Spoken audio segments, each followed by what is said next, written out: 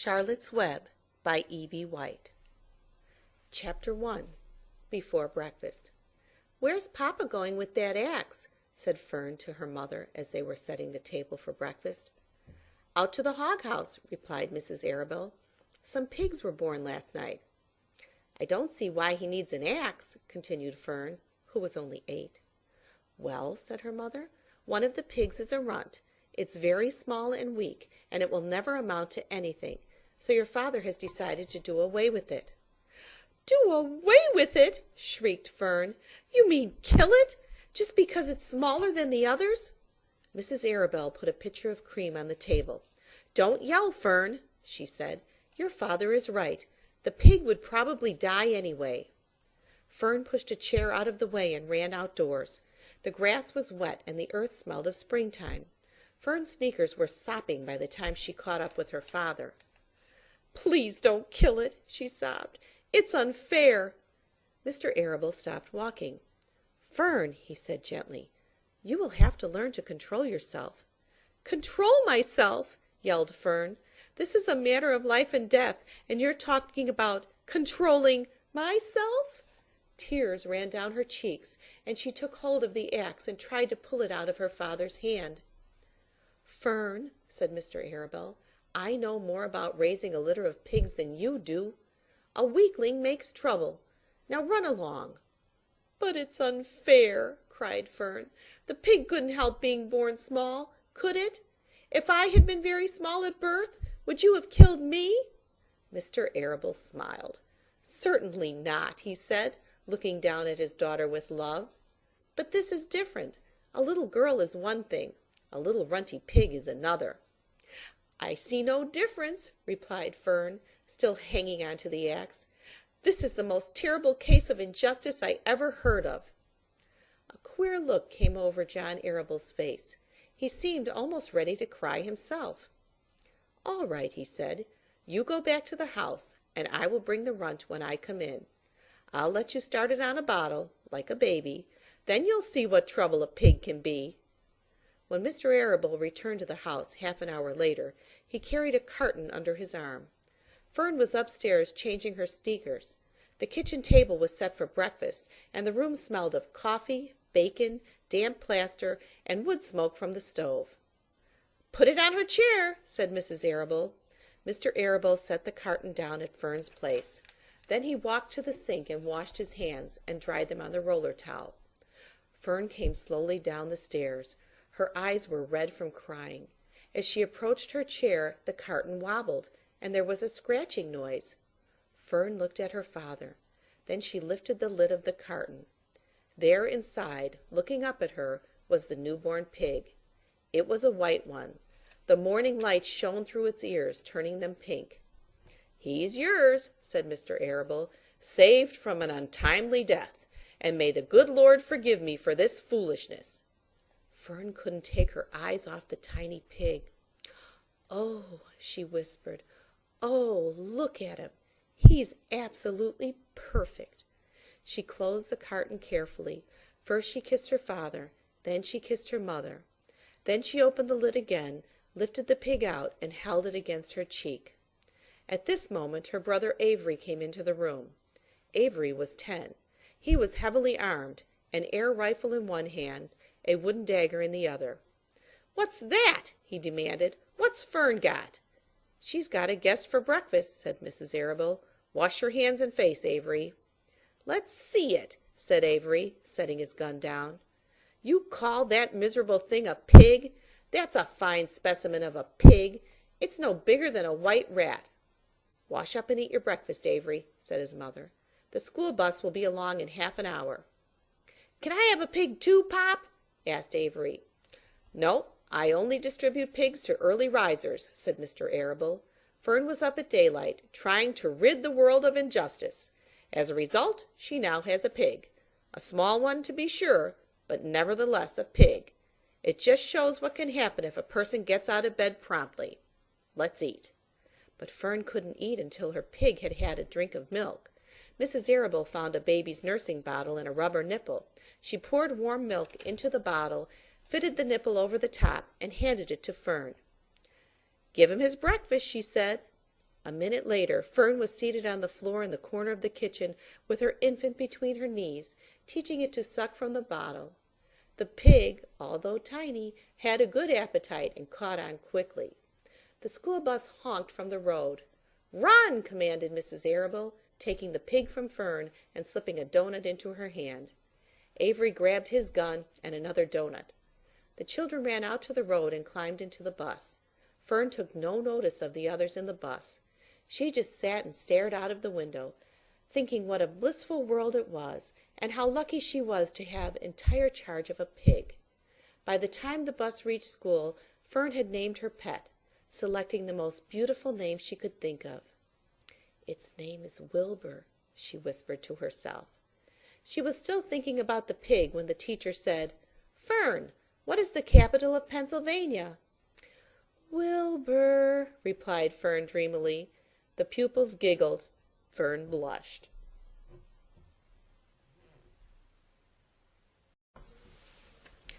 Chapter 2. Wilbur. Fern loved Wilbur more than anything. She loved to stroke him, to feed him, to put him to bed. Every morning, as soon as she got up, she warmed his milk, tied his bib on, and held the bottle for him. Every afternoon, when the school bus stopped in front of her house, she jumped out and ran to the kitchen to fix another bottle for him. She fed him again at supper time, and again just before going to bed. Mrs. Arable gave him a feeding around noontime each day, when Fern was away in school. Wilbur loved his milk, and he was never happier than when Fern was warming up a bottle for him. He would stand and gaze up at her with adoring eyes. For the first few days of his life, Wilbur was allowed to live in a box near the stove in the kitchen. Then, when Mrs. Arable complained, he was moved to a bigger box in the woodshed.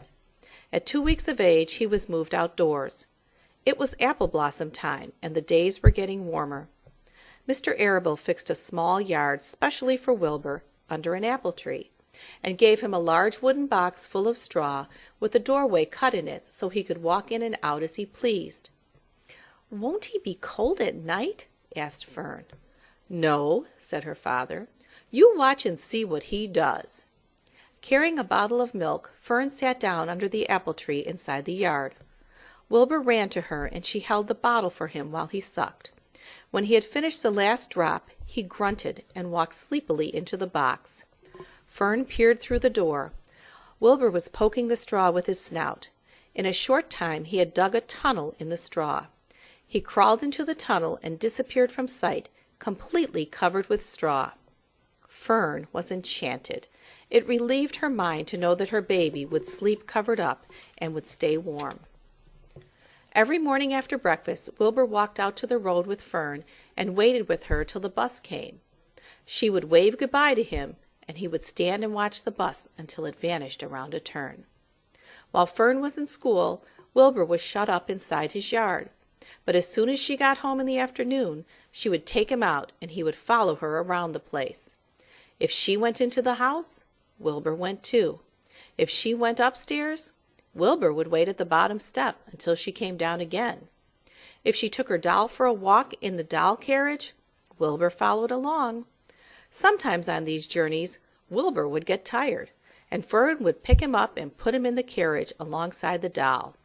He liked this, and if he was very tired, he would close his eyes and go to sleep under the doll's blanket.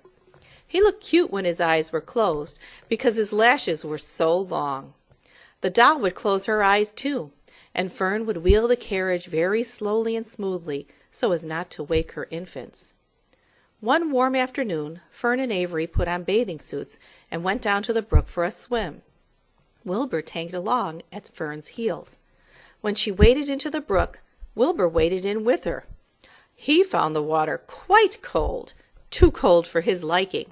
So while the children swam and played and splashed water at each other, Wilbur amused himself in the mud along the edge of the brook, where it was warm and moist and delightfully sticky and oozy.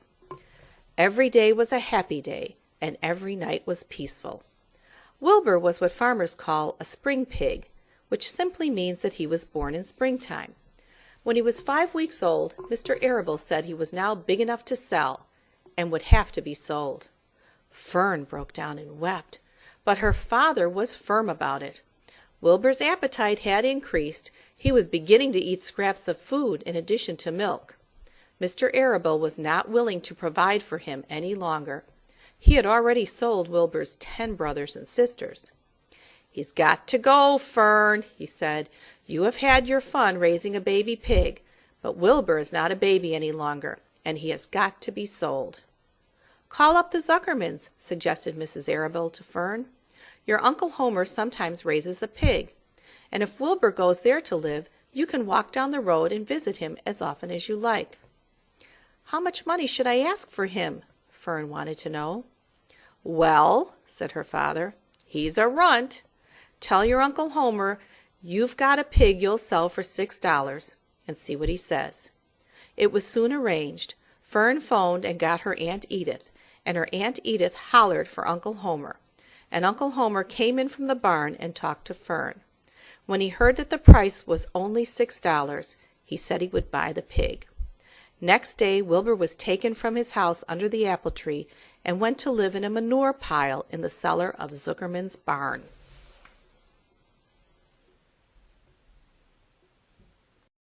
Chapter 3. Escape. The barn was very large. It was very old. It smelled of hay, and it smelled of manure. It smelled of the perspiration of tired horses and the wonderful sweet breath of patient cows. It often had a sort of peaceful smell, as though nothing bad could happen ever again in the world. It smelled of grain, and of harness dressing, and of axle grease, and of rubber boots, and of new rope.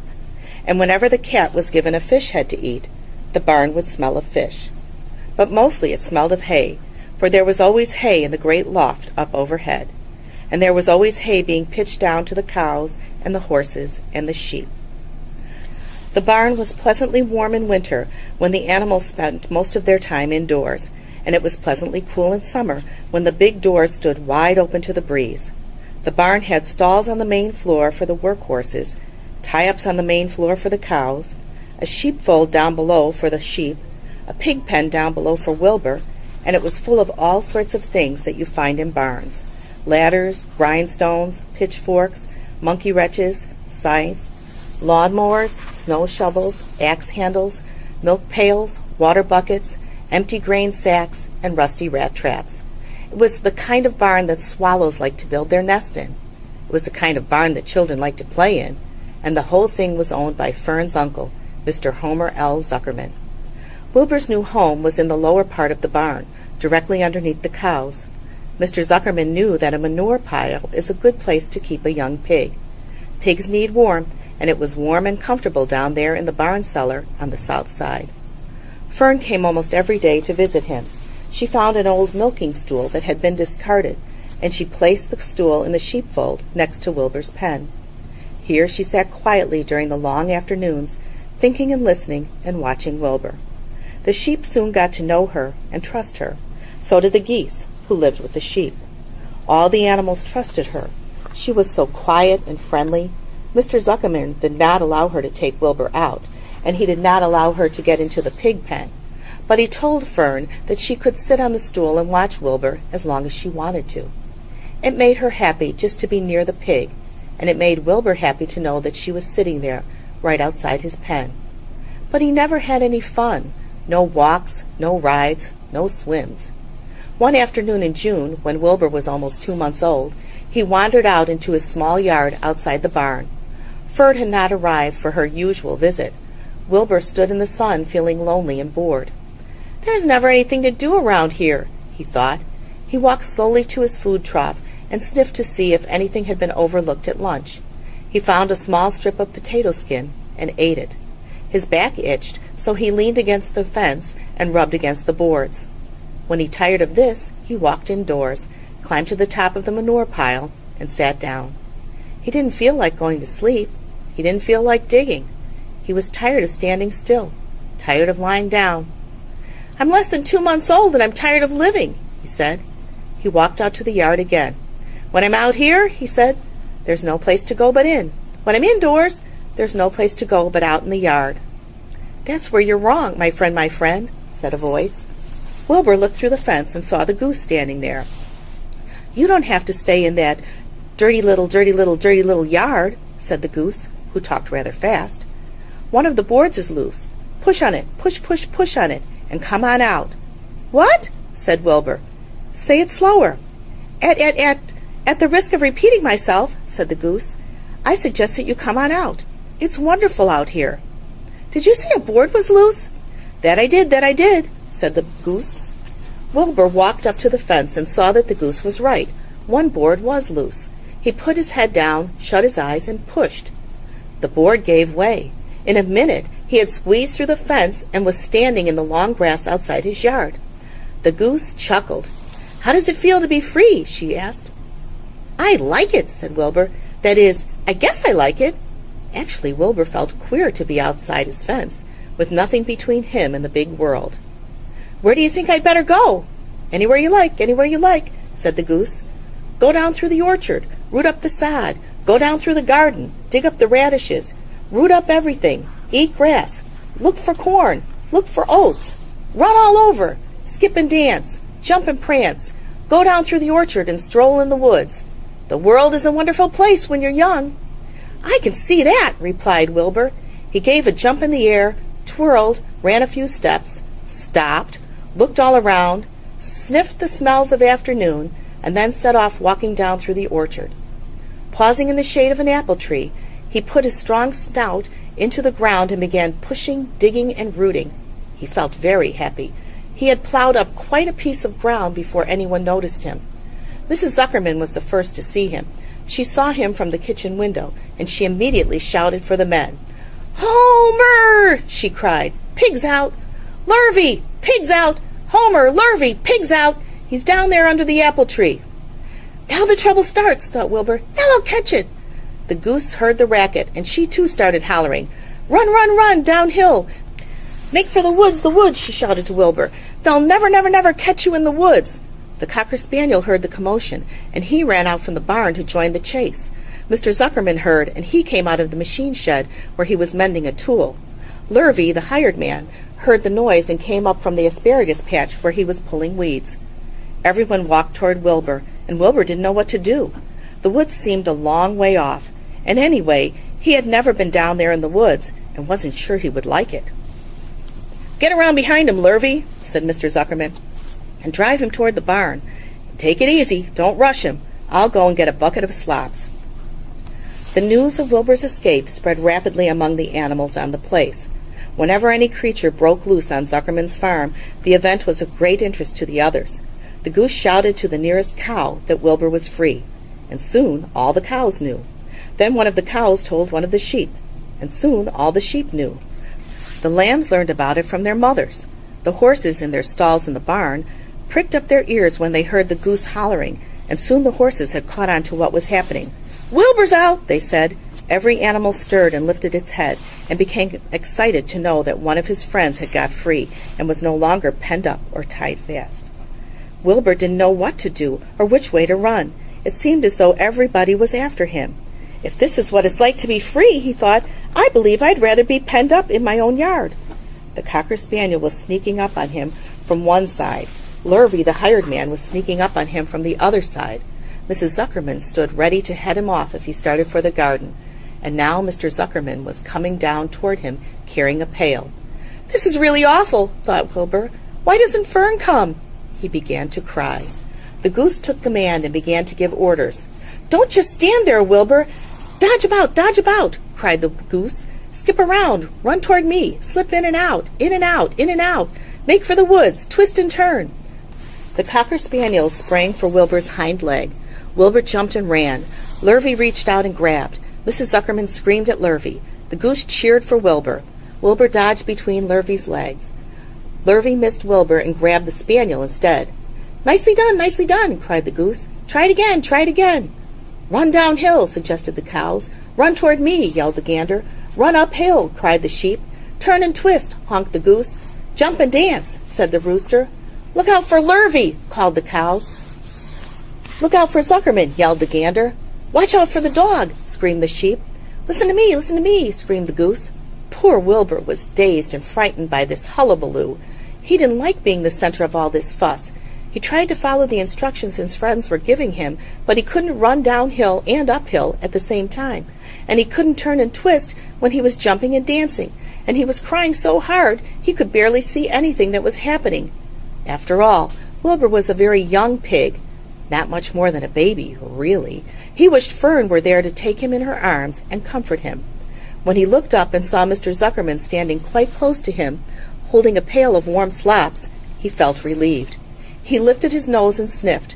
The smell was delicious. Warm milk, potato skins, wheat middlings, Kellogg's cornflakes, and a popover left from the Zuckerman's breakfast. "Come, pig," said Mr. Zuckerman, tapping the pail. "Come, pig." Wilbur took a step toward the pail. "No, no, no," said the goose. "It's the old pail trick, Wilbur. Don't fall for it. Don't fall for it. He's trying to lure you back into captivity-ivity. He's appealing to your stomach." Wilbur didn't care. The food smelled appetizing. He took another step toward the pail. "Pig, pig," said Mr. Zuckerman in a kind voice, and began walking slowly toward the barnyard, looking all about him innocently, as if he didn't know that a little white pig was following along behind him. "You'll be sorry, sorry, sorry," called the goose. Wilbur didn't care. He kept walking toward the pail of slops. "You'll miss your freedom," honked the goose. "An hour of freedom is worth a barrel of slops." Wilbur didn't care. When Mr. Zuckerman reached the pig pen, he climbed over the fence and poured the slops into the trough. Then he pulled the loose board away from the fence so there was a wide hole for Wilbur to walk through. "Reconsider, reconsider!" cried the goose. Wilbur paid no attention. He stepped through the fence into his yard. He walked to the trough and took a long drink of slops, sucking in the milk hungrily and chewing the popover. It was good to be home again. While Wilbur ate, Lurvy fetched a hammer and some 8-penny nails and nailed the board in place. Then he and Mr. Zuckerman leaned lazily on the fence, and Mr. Zuckerman scratched Wilbur's back with a stick. "He's quite a pig," said Lurvy. "Yes, he'll make a good pig," said Mr. Zuckerman. Wilbur heard the words of praise. He felt the warm milk inside his stomach. He felt the pleasant rubbing of the stick along his itchy back. He felt peaceful and happy and sleepy. This had been a tiring afternoon. It was still only about 4 o'clock, but Wilbur was ready for bed. "I'm really too young to go out into the world alone," he thought, as he lay down. Chapter 4. Loneliness. The next day was rainy and dark. Rain fell on the roof of the barn and dripped steadily from the eaves. Rain fell in the barnyard and ran in crooked courses down into the lane where thistles and pigweed grew. Rain spattered against Mrs. Zuckerman's kitchen windows and came gushing out of the downspouts. Rain fell on the backs of the sheep as they grazed in the meadow. When the sheep tired of standing in the rain, they walked slowly up the lane and into the fold. Rain upset Wilbur's plans. Wilbur had planned to go out this day and dig a new hole in his yard. He had other plans, too. His plans for the day went something like this. Breakfast at 6:30. Skim milk, crust, middlings, bits of doughnuts, wheat cakes with drops of maple syrup sticking to them, potato skins, leftover custard pudding with raisins, and bits of shredded wheat. Breakfast would be finished at 7. From 7 to 8, Wilbur planned to have a talk with Templeton, the rat that lived under his trough. Talking with Templeton was not the most interesting occupation in the world, but it was better than nothing. From 8 to 9, Wilbur planned to take a nap outdoors in the sun. From 9 to 11, he planned to dig a hole, or trench, and possibly find something good to eat buried in the dirt. From 11 to 12, he planned to stand still and watch flies on the boards, watch bees in the clover, and watch swallows in the air. 12 o'clock, lunch time. Middlings, warm water, apple parings, meat gravy, carrot scrapings, meat scraps, stale hominy, and the wrapper off a package of cheese. Lunch would be over at 1. From 1 to 2, Wilbur planned to sleep. From 2 to 3, he planned to scratch itchy places by rubbing against the fence. From 3 to 4, he planned to stand perfectly still and think of what it was like to be alive and to wait for Fern. At 4 would come supper. Skim milk, provender, leftover sandwich from Lurvy's lunchbox, prune skins, a morsel of this, a bit of that, fried potatoes, marmalade drippings, a little more of this, a little more of that, a piece of baked apple, a scrap of upside-down cake. Wilbur had gone to sleep thinking about these plans. He awoke at 6 and saw the rain, and it seemed as though he couldn't bear it. "I get everything all beautifully planned out, and it has to go and rain," he said. For a while he stood gloomily indoors. Then he walked to the door and looked out. Drops of rain struck his face. His yard was cold and wet. His trough had an inch of rainwater in it. Templeton was nowhere to be seen. "Are you out there, Templeton?" called Wilbur. There was no answer. Suddenly Wilbur felt lonely and friendless. "One day, just like another," he groaned. "I'm very young. I have no real friends here in the barn. It's going to rain all morning and all afternoon, and Fern won't come in such bad weather. Oh, honestly," and Wilbur was crying again, for the second time in 2 days. At 6:30 Wilbur heard the banging of a pail. Lurvy was standing outside in the rain, stirring up breakfast. "Come on, pig," said Lurvy. Wilbur did not budge. Lurvy dumped the slops, scraped the pail, and walked away. He noticed that something was wrong with the pig. Wilbur didn't want food. He wanted love. He wanted a friend, someone who would play with him. He mentioned this to the goose, who was sitting quietly in a corner of the sheepfold. "Will you come over and play with me?" he asked. "Sorry, sonny, sorry," said the goose. "I'm sitting on my eggs, 8 of them. Got to keep them toasty warm. I have to stay right here. I'm no flibberty-ibberty-gibbet. I do not play when there are eggs to hatch. I'm expecting goslings." "Well, I didn't think you were expecting woodpeckers," said Wilbur bitterly. Wilbur next tried one of the lambs. "Will you play with me?" he asked. "Certainly not," said the lamb. "In the first place, I cannot get into your pen, as I am not old enough to jump over the fence. In the second place, I am not interested in pigs. Pigs mean less than nothing to me." "What do you mean, less than nothing?" replied Wilbur. "I don't think there is any such thing as less than nothing.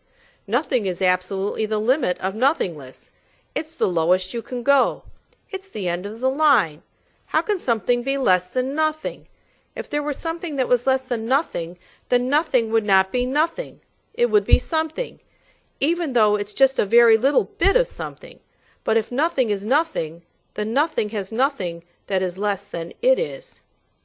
"Oh, be quiet," said the lamb. "Go play by yourself. I don't play with pigs." Sadly, Wilbur lay down and listened to the rain. Soon he saw the rat climbing down a slanting board that he used as a stairway. "Will you play with me, Templeton?" asked Wilbur. "Play?" said Templeton, twirling his whiskers. "Play? I hardly know the meaning of the word." "Well," said Wilbur, "it means to have fun, to frolic, to run and skip and make merry." "I never do those things if I can avoid them," replied the rat sourly. "I prefer to spend my time eating, gnawing, spying, and hiding. I am a glutton, but not a merrymaker. Right now I am on my way to your trough to eat your breakfast, since you haven't got sense enough to eat it yourself." And Templeton the rat crept stealthily along the wall and disappeared into a private tunnel that he had dug between the door and the trough in Wilbur's yard. Templeton was a crafty rat, and he had things pretty much his own way. The tunnel was an example of his skill and cunning. The tunnel enabled him to get from the barn to his hiding place under the pig trough without coming out into the open. He had tunnels and runways all over Mr. Zuckerman's farm, and could get from one place to another without being seen. Usually he slept during the daytime and was abroad only after dark. Wilbur watched him disappear into his tunnel. In a moment he saw the rat's sharp nose poke out from underneath the wooden trough. Cautiously Templeton pulled himself up over the edge of the trough. This was almost more than Wilbur could stand. On this dreary, rainy day to see his breakfast being eaten by somebody else. He knew Templeton was getting soaked out there in the pouring rain, but even that didn't comfort him. Friendless, dejected, and hungry, He threw himself down in the manure and sobbed. Late in the afternoon, Lurvy went to Mr. Zuckerman. "I think there's something wrong with that pig of yours. He hasn't touched his food." "Give him 2 spoonfuls of sulphur and a little molasses," said Mr. Zuckerman. Wilbur couldn't believe what was happening to him when Lurvy caught him and forced the medicine down his throat. This was certainly the worst day of his life. He didn't know whether he could endure the awful loneliness any more. Darkness settled over everything. Soon there were only shadows and the noises of the sheep chewing their cuds, and occasionally the rattle of cow chain up overhead. You can imagine Wilbur's surprise when out of the darkness came a small voice he had never heard before. It sounded rather thin but pleasant. "Do you want a friend, Wilbur?" it said. "I'll be a friend to you. I've watched you all day, and I like you." "But I can't see you," said Wilbur, jumping to his feet. "Where are you, and who are you?" "I'm right up here," said the voice. "Go to sleep. You'll see me in the morning." Chapter 5. Charlotte. The night seemed long. Wilbur's stomach was empty, and his mind was full. And when your stomach is empty and your mind is full, it's always hard to sleep. A dozen times during the night Wilbur woke and stared into the blackness, listening to the sounds and trying to figure out what time it was. A barn is never perfectly quiet. Even at midnight there is usually something stirring. The first time he woke he heard Templeton gnawing a hole in the grain bin. Templeton's teeth scraped loudly against the wood and made quite a racket. "That crazy rat," thought Wilbur. "Why does he have to stay up all night, grinding his clashers and destroying people's property? Why can't he go to sleep like any decent animal?"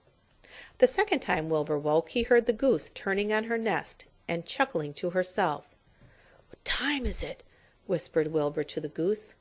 "Probably about 11:30, said the goose. "Why aren't you asleep, Wilbur?" "Too many things on my mind," said Wilbur. "Well," said the goose, "that's not my problem. I have nothing at all on my mind, but I've too many things under my behind. Have you ever tried to sleep while sitting on 8 eggs?" "No," replied Wilbur. "I suppose it is uncomfortable. How long does it take a goose egg to hatch?" Approximately 30 days all told," answered the goose. "But I cheat a little. On warm afternoons I just pull a little straw over the eggs and go out for a walk." Wilbur yawned and went back to sleep. In his dreams he heard again the voice saying, "I'll be a friend to you. Go to sleep. You'll see me in the morning." About half an hour before dawn Wilbur woke and listened. The barn was still dark. The sheep lay motionless. Even the goose was quiet. Overhead on the main floor nothing stirred. The cows were resting, the horses dozed. Templeton had quit work and gone off somewhere on an errand. The only sound was a slight scraping noise from the rooftop, where the weather vane swung back and forth.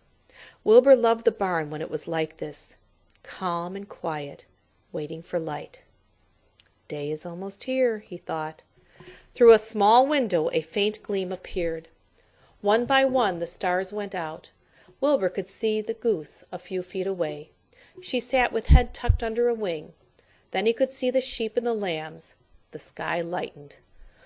"Oh, beautiful day! It is here at last. Today I shall find my friend." Wilbur looked everywhere. He searched his pen thoroughly. He examined the window ledge, stared up at the ceiling, but he saw nothing new. Finally he decided he would have to speak up.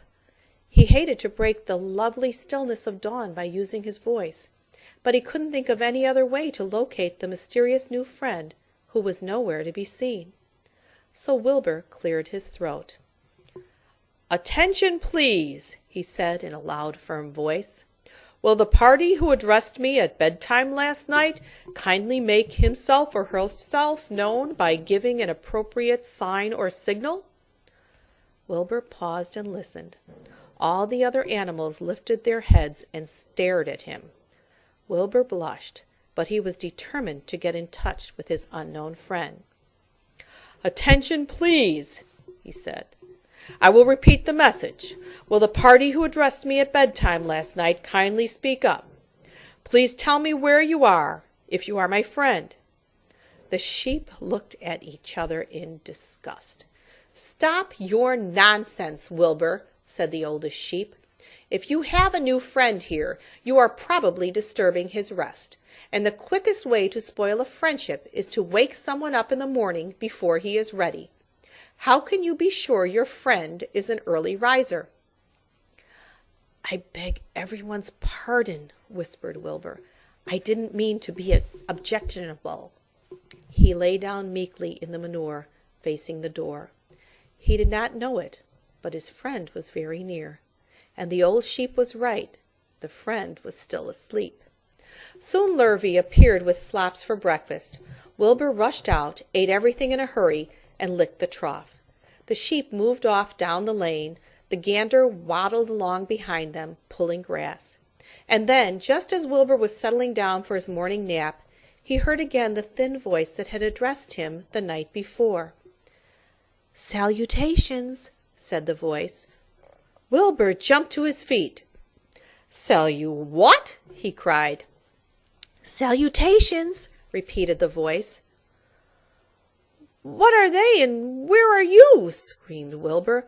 "Please, please tell me where you are, and what are salutations?" "Salutations are greetings," said the voice. "When I say salutations, it's just my fancy way of saying hello or good morning. Actually, it's a silly expression, and I am surprised that I used it at all. As for my whereabouts, that's easy. Look up here in the corner of the doorway. Here I am. Look, I'm waving." At last Wilbur saw the creature that had spoken to him in such a kindly way. Stretched across the upper part of the doorway was a big spider web, and hanging from the top of the web, head down, was a large gray spider. She was about the size of a gumdrop. She had 8 legs, and she was waving one of them at Wilbur in a friendly greeting. "See me now?" she asked. "Oh, yes, indeed," said Wilbur. "Yes, indeed. How are you? Good morning. Salutations. Very pleased to meet you. What is your name, please? May I have your name?" "My name," said the spider, "is Charlotte." "Charlotte what?" said Wilbur eagerly. "Charlotte A. Cavatica, but they call me Charlotte." "I think you're beautiful," said Wilbur. "Well, I am pretty," replied Charlotte. "There's no denying that. Almost all spiders are rather nice looking. I'm not as flashy as some, but I'll do. I wish I could see you, Wilbur, as clearly as you can see me." "Why can't you?" asked the pig. "I'm right here." "Yes, but I'm nearsighted," replied Charlotte. "I've always been dreadfully nearsighted. It's good in some ways, not so good in others. Watch me wrap up this fly." A fly that had been crawling along Wilbur's trough had flown up and blundered into the lower part of Charlotte's web and was tangled in the sticky threads. The fly was beating its wings furiously, trying to break loose and free itself. "First," said Charlotte, "I dive at him." She plunged head first toward the fly. As she dropped, a tiny silken thread unwound from her rear end. "Next I wrap him out."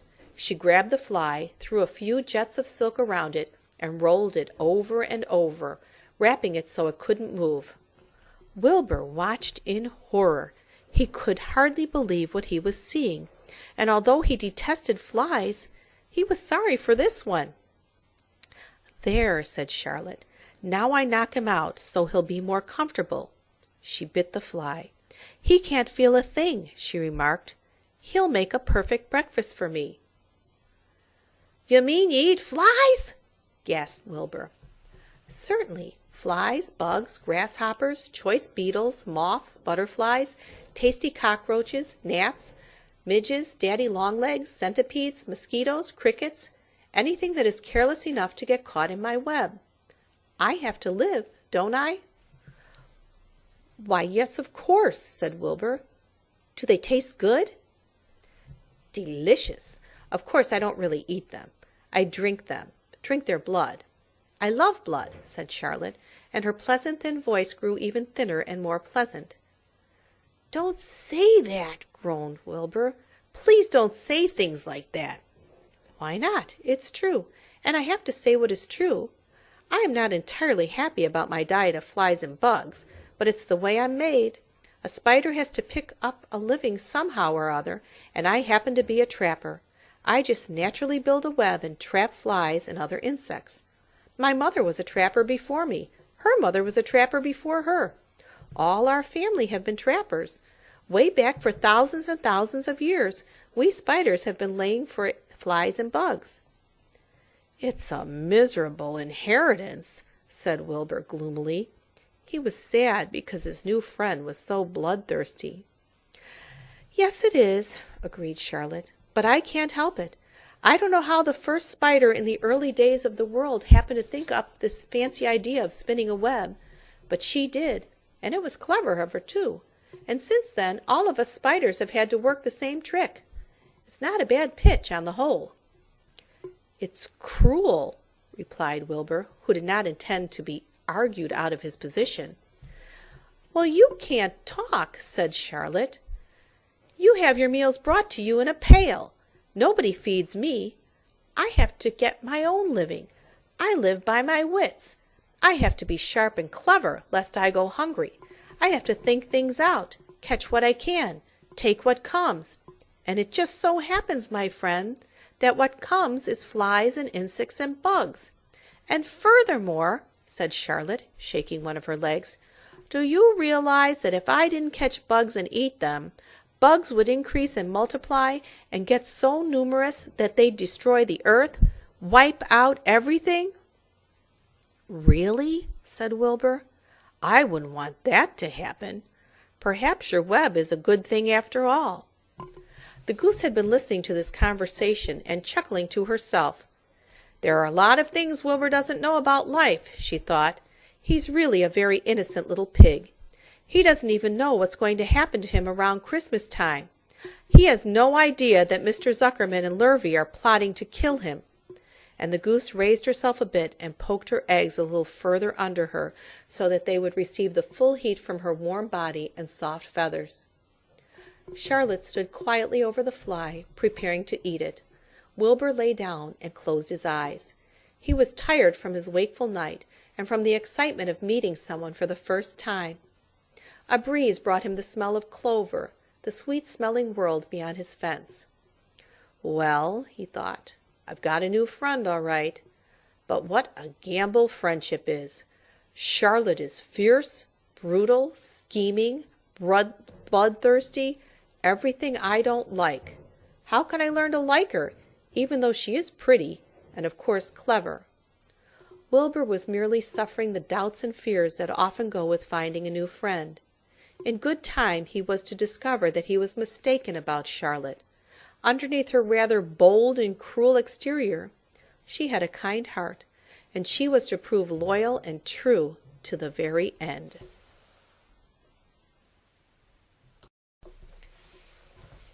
Chapter 6.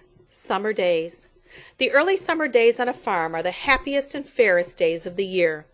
Lilacs bloom and make the air sweet and then fade.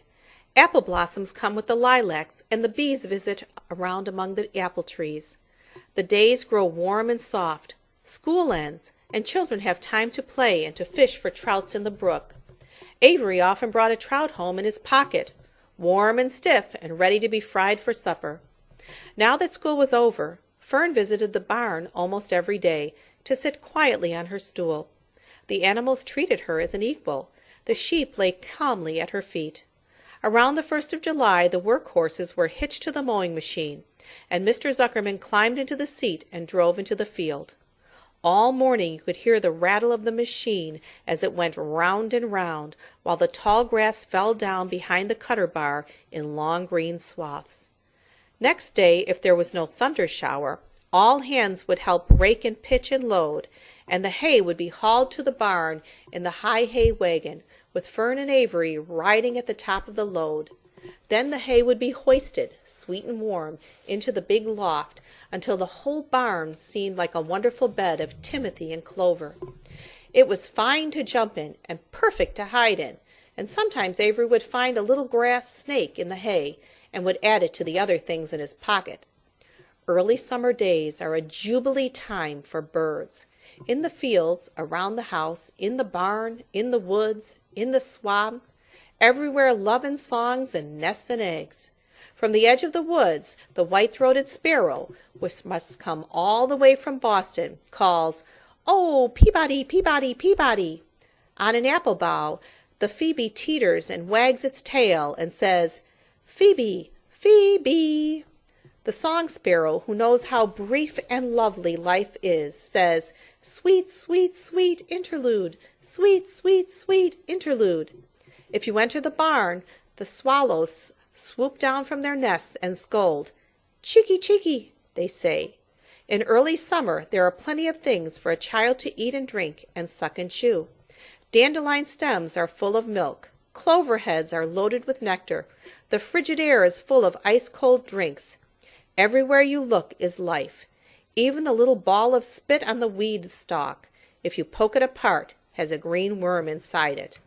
And on the underside of the leaf of the potato vine are the bright orange eggs of the potato bug.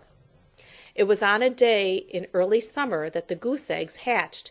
This was an important event in the barn cellar.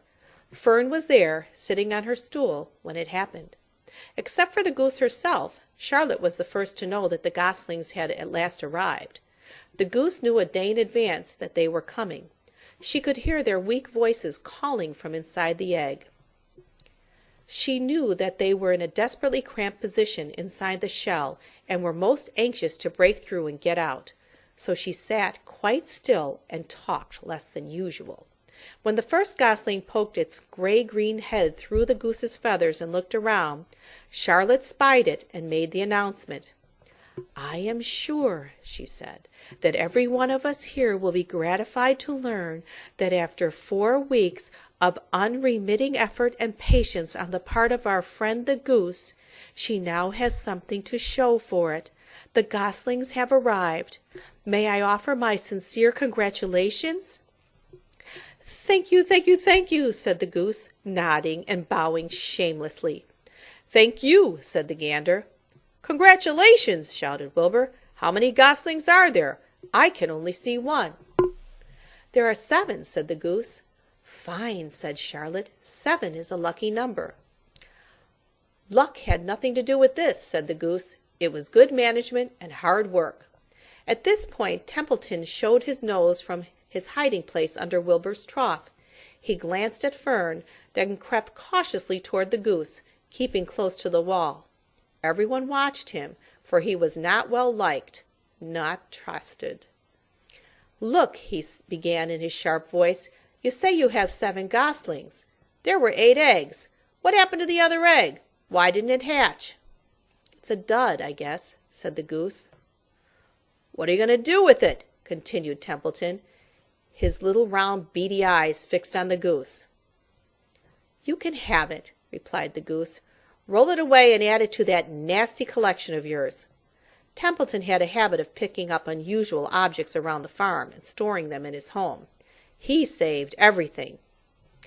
"Certainly, certainly," said the gander. "You may have the egg, but I'll tell you one thing, Templeton. If I ever catch you poking your ugly nose around our goslings, I'll give you the worst pounding a rat ever took."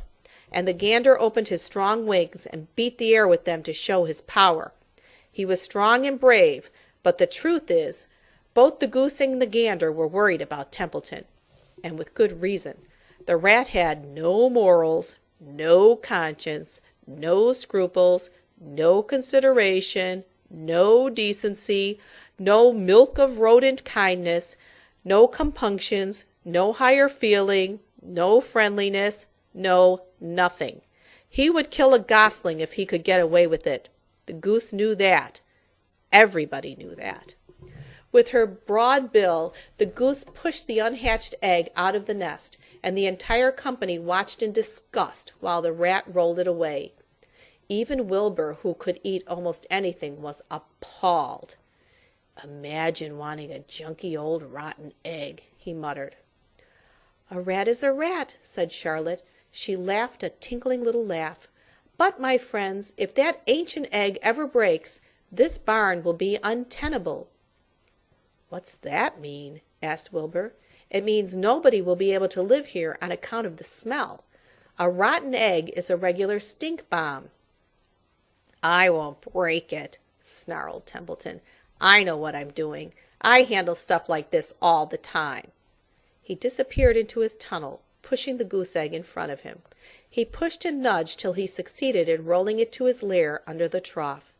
That afternoon, when the wind had died down, and the barnyard was quiet and warm, the gray goose led her 7 goslings off the nest and out into the world. Mr. Zuckerman spied them when he came with Wilbur's supper. "Well, hello there," he said, smiling all over. "Let's see. 1, 2, 3, 4, 5, 6, 7. 7 baby geese. Now isn't that lovely?" Chapter 7. Bad News. Wilbur liked Charlotte better and better each day. Her campaign against insects seemed sensible and useful. Hardly anybody around the farm had a good word to say for a fly. Flies spent their time pestering others. The cows hated them. The horses detested them. The sheep loathed them. Mr. and Mrs. Zuckerman were always complaining about them and putting up screens. Wilbur admired the way Charlotte managed. He was particularly glad that she always put her victim to sleep before eating it. "It's real thoughtful of you to do that, Charlotte," he said. "Yes," she said in her sweet musical voice. "I always give them an anesthetic so they won't feel pain. It's a little service I throw in." As the days went by, Wilbur grew and grew. He ate 3 big meals a day. He spent long hours lying on his side, half asleep, dreaming pleasant dreams. He enjoyed good health, and he gained a lot of weight. One afternoon, when Fern was sitting on her stool, the oldest sheep walked into the barn and stopped to pay a call on Wilbur. "Hello," she said. "Seems to me you're putting on weight." "Yes, I guess I am," replied Wilbur. "At my age, it's a good idea to keep gaining." "Just the same, I don't envy you," said the old sheep. "You know why they're fattening you up, don't you?" "No," said Wilbur. "Well, I don't like to spread bad news," said the sheep, "but they're fattening you up because they're going to kill you. That's why." "They're going to what?" screamed Wilbur. Fern grew rigid on her stool. "Kill you. Turn you into smoked bacon and ham," continued the old sheep. "Almost all young pigs get murdered by the farmer as soon as the real cold weather sets in. There's a regular conspiracy around here to kill you at Christmas time. Everybody is in on the plot. Lurvy, Zuckerman, even John Arable." "Mr. Arable?" sobbed Wilbur. "Fern's father?" "Certainly. When a pig is to be butchered, everybody helps. I'm an old sheep, and I see the same thing, same old business, year after year. Arable arrives with his .22, shoots the—" "Stop!" screamed Wilbur. "I don't want to die. Save me, somebody, save me!"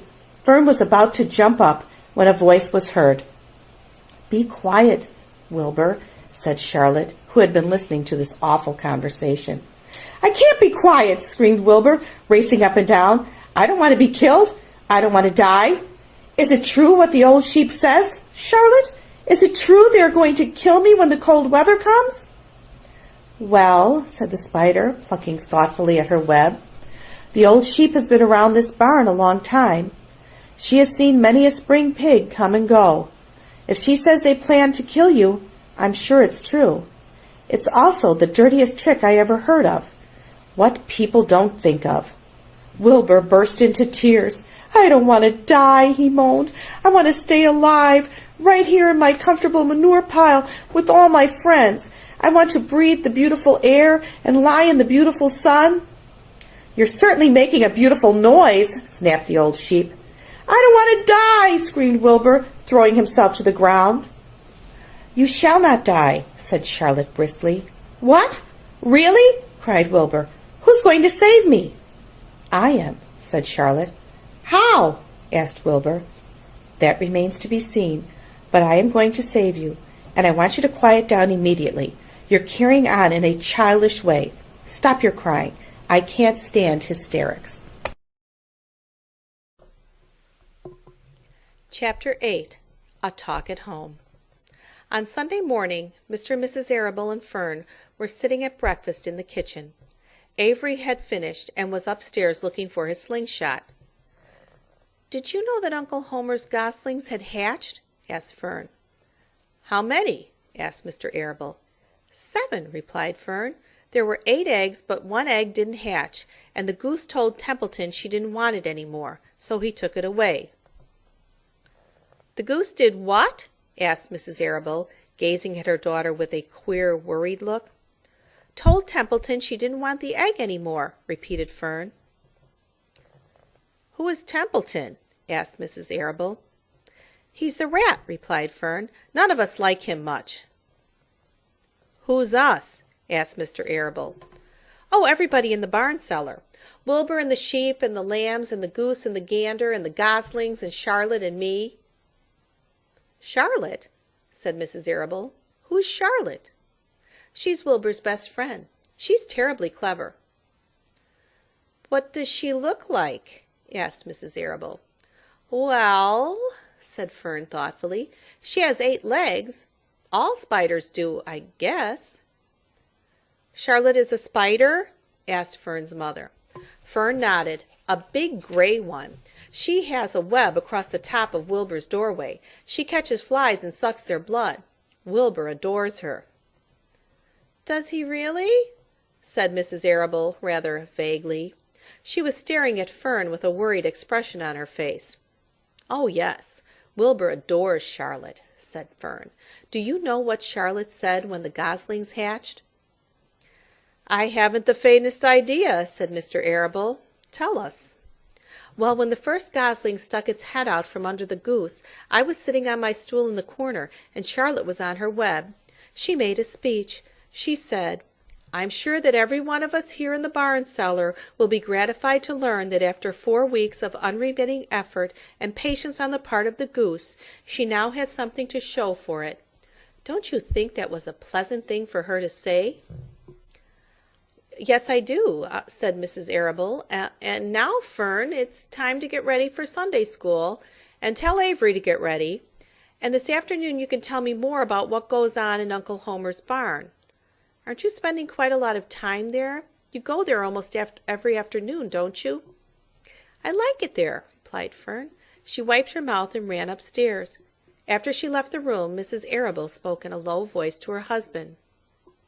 "I worry about Fern," she said. "Did you hear the way she rambled on about the animals, pretending that they talked?" Mr. Arable chuckled. "Maybe they do talk. I've sometimes wondered. At any rate, don't worry about Fern. She's just got a lively imagination. Kids think they hear all sorts of things."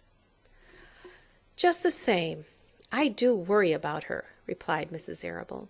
"I think I shall ask Dr. Dorian about her the next time I see him. He loves Fern almost as much as we do, and I want him to know how queerly she is acting about that pig and everything. I don't think it's normal. You know perfectly well animals don't talk." Mr. Arable grinned. "Maybe our ears aren't as sharp as Fern's," he said.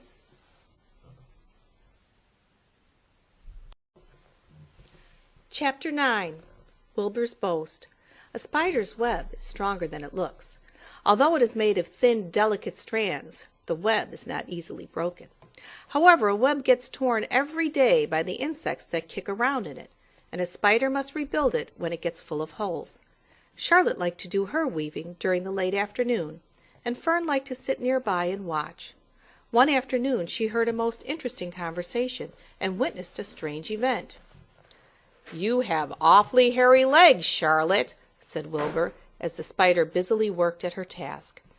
"My legs are hairy for a good reason," replied Charlotte. "Furthermore, each leg of mine has 7 sections: the coxa, the trochanter, the femur, the patella, the tibia, the metatarsus, and the tarsus." Wilbur sat bolt upright. "You're kidding," he said. "No, I'm not either." "Say those names again. I didn't catch them the first time." "Coxa, trochanter, femur, patella, tibia, metatarsus, and tarsus." "Goodness!" said Wilbur, looking down at his own chubby legs. "I don't think my legs have 7 sections." "Well," said Charlotte, "you and I lead different lives. You don't have to spin a web. That takes real leg work." "I could spin a web if I tried," said Wilbur, boasting. I've just never tried." "Let's see you do it," said Charlotte. Fern chuckled softly, and her eyes grew wide with love for the pig. "Okay," replied Wilbur. "You coach me, and I'll spin one. It must be a lot of fun to spin a web. How do I start?" "Take a deep breath," said Charlotte, smiling. Wilbur breathed deeply. "Now climb to the highest place you can get to like this." Charlotte raced up to the top of the doorway. Wilbur scrambled to the top of the manure pile. "Very good," said Charlotte. "Now make an attachment with your spinnerets, hurl yourself into space, and let out a drag line as you go down." Wilbur hesitated a moment, then jumped out into the air. He glanced hastily behind to see if a piece of rope was following him to check his fall, but nothing seemed to be happening in his rear, and the next thing he knew he landed with a thump. "Oomp!" he grunted. Charlotte laughed so hard her web began to sway. "What did I do wrong?" asked the pig when he recovered from his bump. "Nothing," said Charlotte. "It was a nice try." "I think I'll try again," said Wilbur cheerfully. "I believe what I need is a little piece of string to hold me." The pig walked out to his yard. "You there, Templeton!" he called. The rat poked his head out from under the trough. "Got a little piece of string I could borrow?" asked Wilbur. "I need it to spin a web." "Yes, indeed," replied Templeton, who saved string. "No trouble at all. Anything to oblige." He crept down into his hole, pushed the goose egg out of the way, and returned with an old piece of dirty white string. Wilbur examined it. "That's just the thing," he said. "Tie one end to my tail, will you, Templeton?"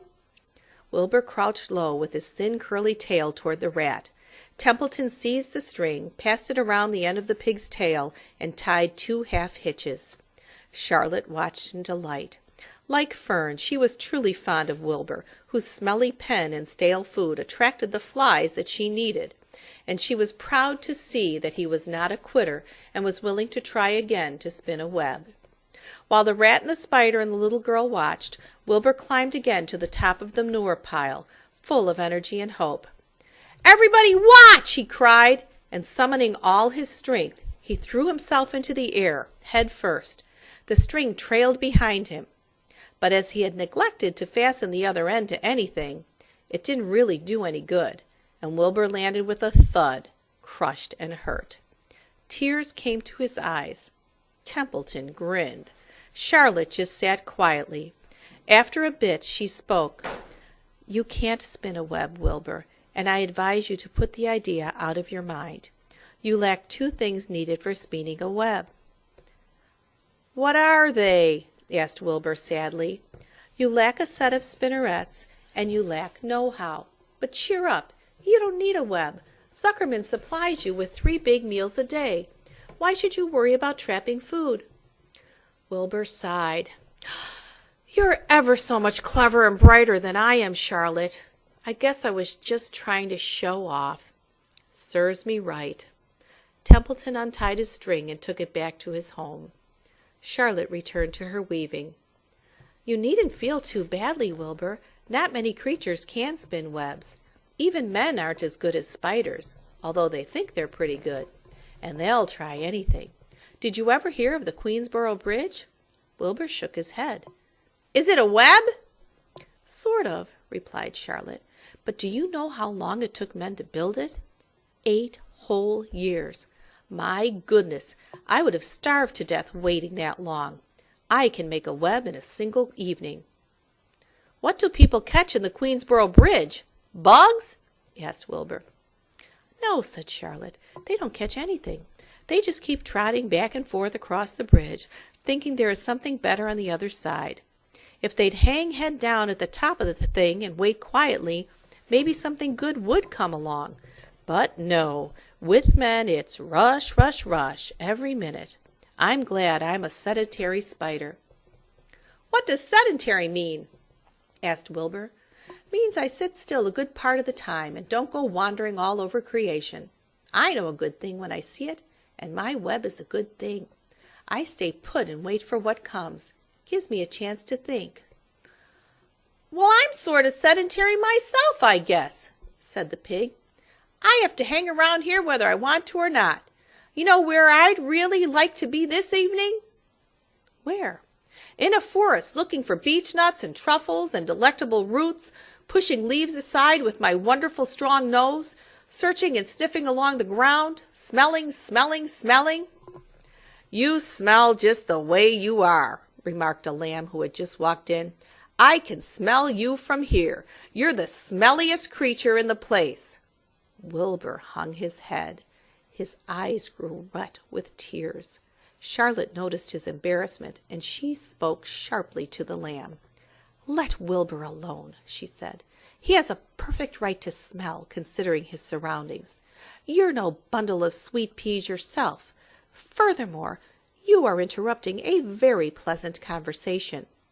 What were we talking about, Wilbur, when we were so rudely interrupted? Oh, I don't remember, said Wilbur. It doesn't make any difference. Let's not talk any more for a while, Charlotte. I'm getting sleepy. You go ahead and finish fixing your web, and I'll just lie here and watch you. It's a lovely evening. Wilbur stretched out on his side. Twilight settled over Zuckerman's barn, and a feeling of peace. Fern knew it was almost supper time, but she couldn't bear to leave. Swallows passed on silent wings, in and out of the doorways, bringing food to their young ones. From across the road a bird sang, "Whippoorwill, whippoorwill." Lurvy sat down under an apple tree and lit his pipe. The animals sniffed the familiar smell of strong tobacco. Wilbur heard the trill of the tree toad and the occasional slamming of the kitchen door. All these sounds made him feel comfortable and happy, for he loved life and loved to be a part of the world on a summer evening. But as he lay there, he remembered what the old sheep had told him. The thought of death came to him, and he began to tremble with fear. "Charlotte," he said softly. "Yes, Wilbur?" "I don't want to die." "Of course you don't," said Charlotte in a comforting voice. "I just love it here in the barn," said Wilbur. "I love everything about this place." "Of course you do," said Charlotte. "We all do." The goose appeared, followed by her 7 goslings. They thrust their little necks out and kept up a musical whistling like a tiny troop of pipers. Wilbur listened to the sound with love in his heart. "Charlotte," he said. "Yes," said the spider. "Were you serious when you promised you would keep them from killing me?" "I was never more serious in my life. I am not going to let you die, Wilbur." "How are you going to save me?" asked Wilbur, whose curiosity was very strong on this point. "Well," said Charlotte vaguely, "I don't really know, but I'm working on a plan." "That's wonderful," said Wilbur. "How is the plan coming, Charlotte? Have you got very far with it? Is it coming along pretty well?" Wilbur was trembling again, but Charlotte was cool and collected. "Oh, it's coming all right," she said lightly. "The plan is still in its early stages and hasn't completely shaped up yet, but I'm working on it." "When do you work on it?" begged Wilbur. "When I'm hanging head down at the top of my web. That's when I do my thinking, because then all the blood is in my head." "I'd be only too glad to help in any way I can." "Oh, I'll work it out alone," said Charlotte. "I can think better if I think alone." "All right," said Wilbur, "but don't fail to let me know if there's anything I can do to help, no matter how slight." "Well," replied Charlotte, "you must try to build yourself up. I want you to get plenty of sleep and stop worrying. Never hurry and never worry. Chew your food thoroughly and eat every bit of it, except you must leave just enough for Templeton. Gain weight and stay well. That's the way you can help. Keep fit and don't lose your nerve. Do you think you understand?" "Yes, I understand," said Wilbur. "Go along to bed then," said Charlotte. "Sleep is important." Wilbur trotted over to the darkest corner of his pen and threw himself down. He closed his eyes. In another minute he spoke. "Charlotte," he said. "Yes, Wilbur?" "May I go out to my trough to see if I left any of my supper? I think I left just a tiny bit of mashed potato." "Very well," said Charlotte, "but I want you in bed again without delay." Wilbur started to race out to his yard. "Slowly, slowly," said Charlotte. "Never hurry and never worry."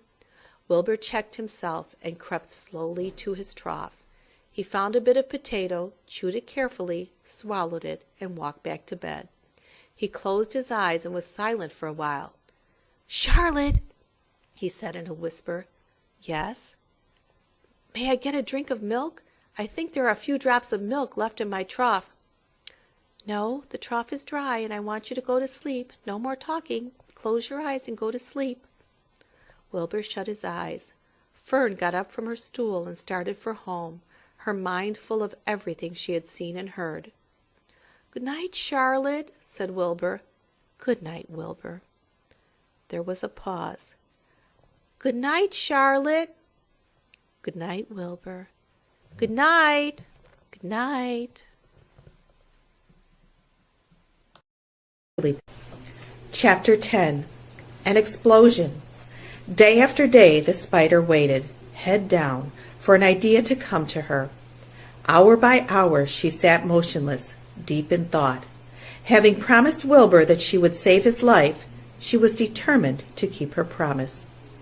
Charlotte was naturally patient. She knew from experience that if she waited long enough, a fly would come to her web, and she felt sure that if she thought long enough about Wilbur's problem, an idea would come to her mind.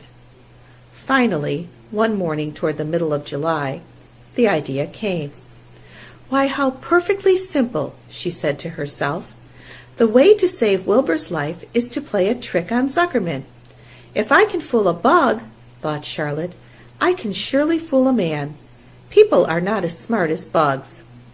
Wilbur walked into his yard just at that moment. "What are you thinking about, Charlotte?" he asked. "I was just thinking," said the spider, "that people are very gullible." "What does gullible mean?" "Easy to fool," said Charlotte.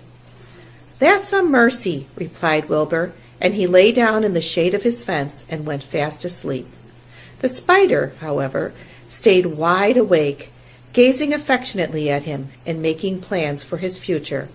Summer was half gone. She knew she didn't have much time. That morning, just as Wilbur fell asleep, Avery Arable wandered into the Zuckerman's front yard, followed by Fern. Avery carried a live frog in his hand. Fern had a crown of daisies in her hair. The children ran for the kitchen. "Just in time for a piece of blueberry pie," said Mrs. Zuckerman. "Look at my frog," said Avery, placing the frog on the drain board and holding out his hand for pie. "Take that thing out of here," said Mrs. Zuckerman. "He's hot," said Fern. "He's almost dead, that frog." "He is not," said Avery. "He lets me scratch him between the eyes." The frog jumped and landed in Mrs. Zuckerman's dishpan full of soapy water.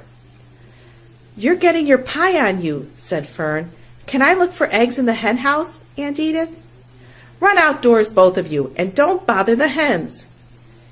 "It's getting all over everywhere," shouted Fern. "His pie is all over his front." "Come on, frog," cried Avery. He scooped up his frog. The frog kicked, splashing soapy water onto the blueberry pie. "Another crisis," groaned Fern. "Let's swing in the swing," said Avery.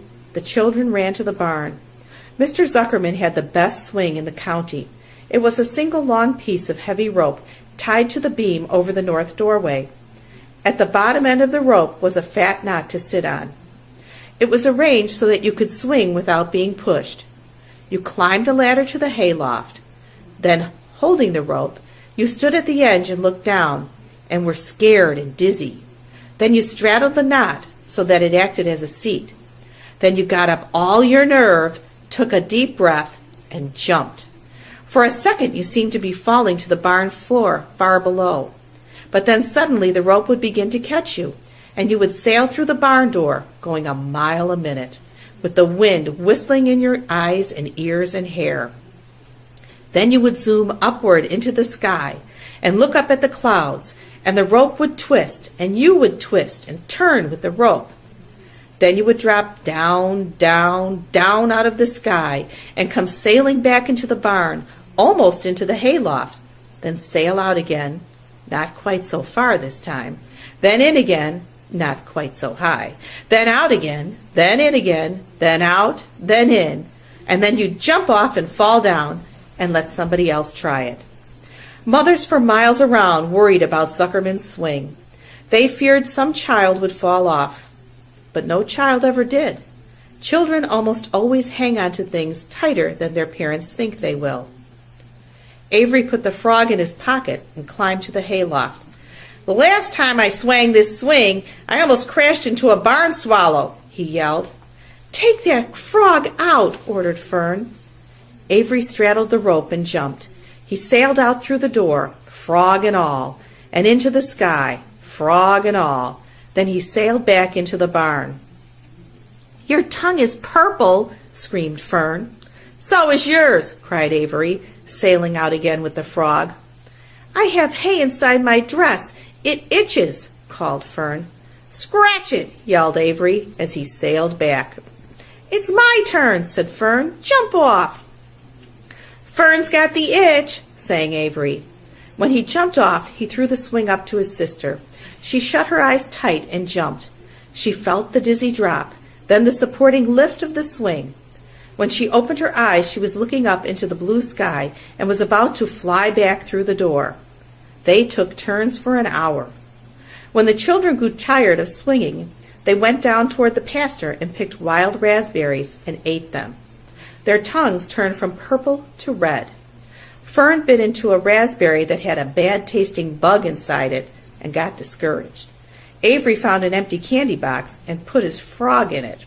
The frog seemed tired after his morning in the swing. The children walked slowly up toward the barn. They, too, were tired and hardly had energy enough to walk. "Let's build a tree house," suggested Avery. "I want to live in a tree with my frog." "I'm going to visit Wilbur," Fern announced. They climbed the fence into the lane and walked lazily toward the pig pen. Wilbur heard them coming and got up. Avery noticed the spider web, and coming closer, he saw Charlotte. "Hey, look at that big spider," he said. "It's tremendous." "Leave it alone," commanded Fern. "You've got a frog. Isn't that enough?" "That's a fine spider, and I'm going to capture it," said Avery. He took the cover off the candy box. Then he picked up a stick. "I'm going to knock that old spider into this box," he said. Wilbur's heart almost stopped when he saw what was going on. This might be the end of Charlotte if the boy succeeded in catching her. "You stop it, Avery!" cried Fern. Avery put one leg over the fence of the pig pen. He was just about to raise his stick to hit Charlotte when he lost his balance. He swayed and toppled and landed on the edge of Wilbur's trough. The trough tipped up and then came down with a slap. The goose egg was right underneath. There was a dull explosion as the egg broke, and then a horrible smell. Fern screamed. Avery jumped to his feet. The air was filled with the terrible gases and smells from the rotten egg. Templeton, who had been resting in his home, scuttled away into the barn. "Good night!" screamed Avery. "Good night! What a stink! Let's get out of here." Fern was crying. She held her nose and ran toward the house. Avery ran after her, holding his nose. Charlotte felt greatly relieved to see him go. It had been a narrow escape. Later on that morning, the animals came up from the pasture, the sheep, the lamb, the gander, the goose, and the 7 goslings. There were many complaints about the awful smell, and Wilbur had to tell the story over and over again of how the arable boy had tried to capture Charlotte, and how the smell of the broken egg drove him away just in time.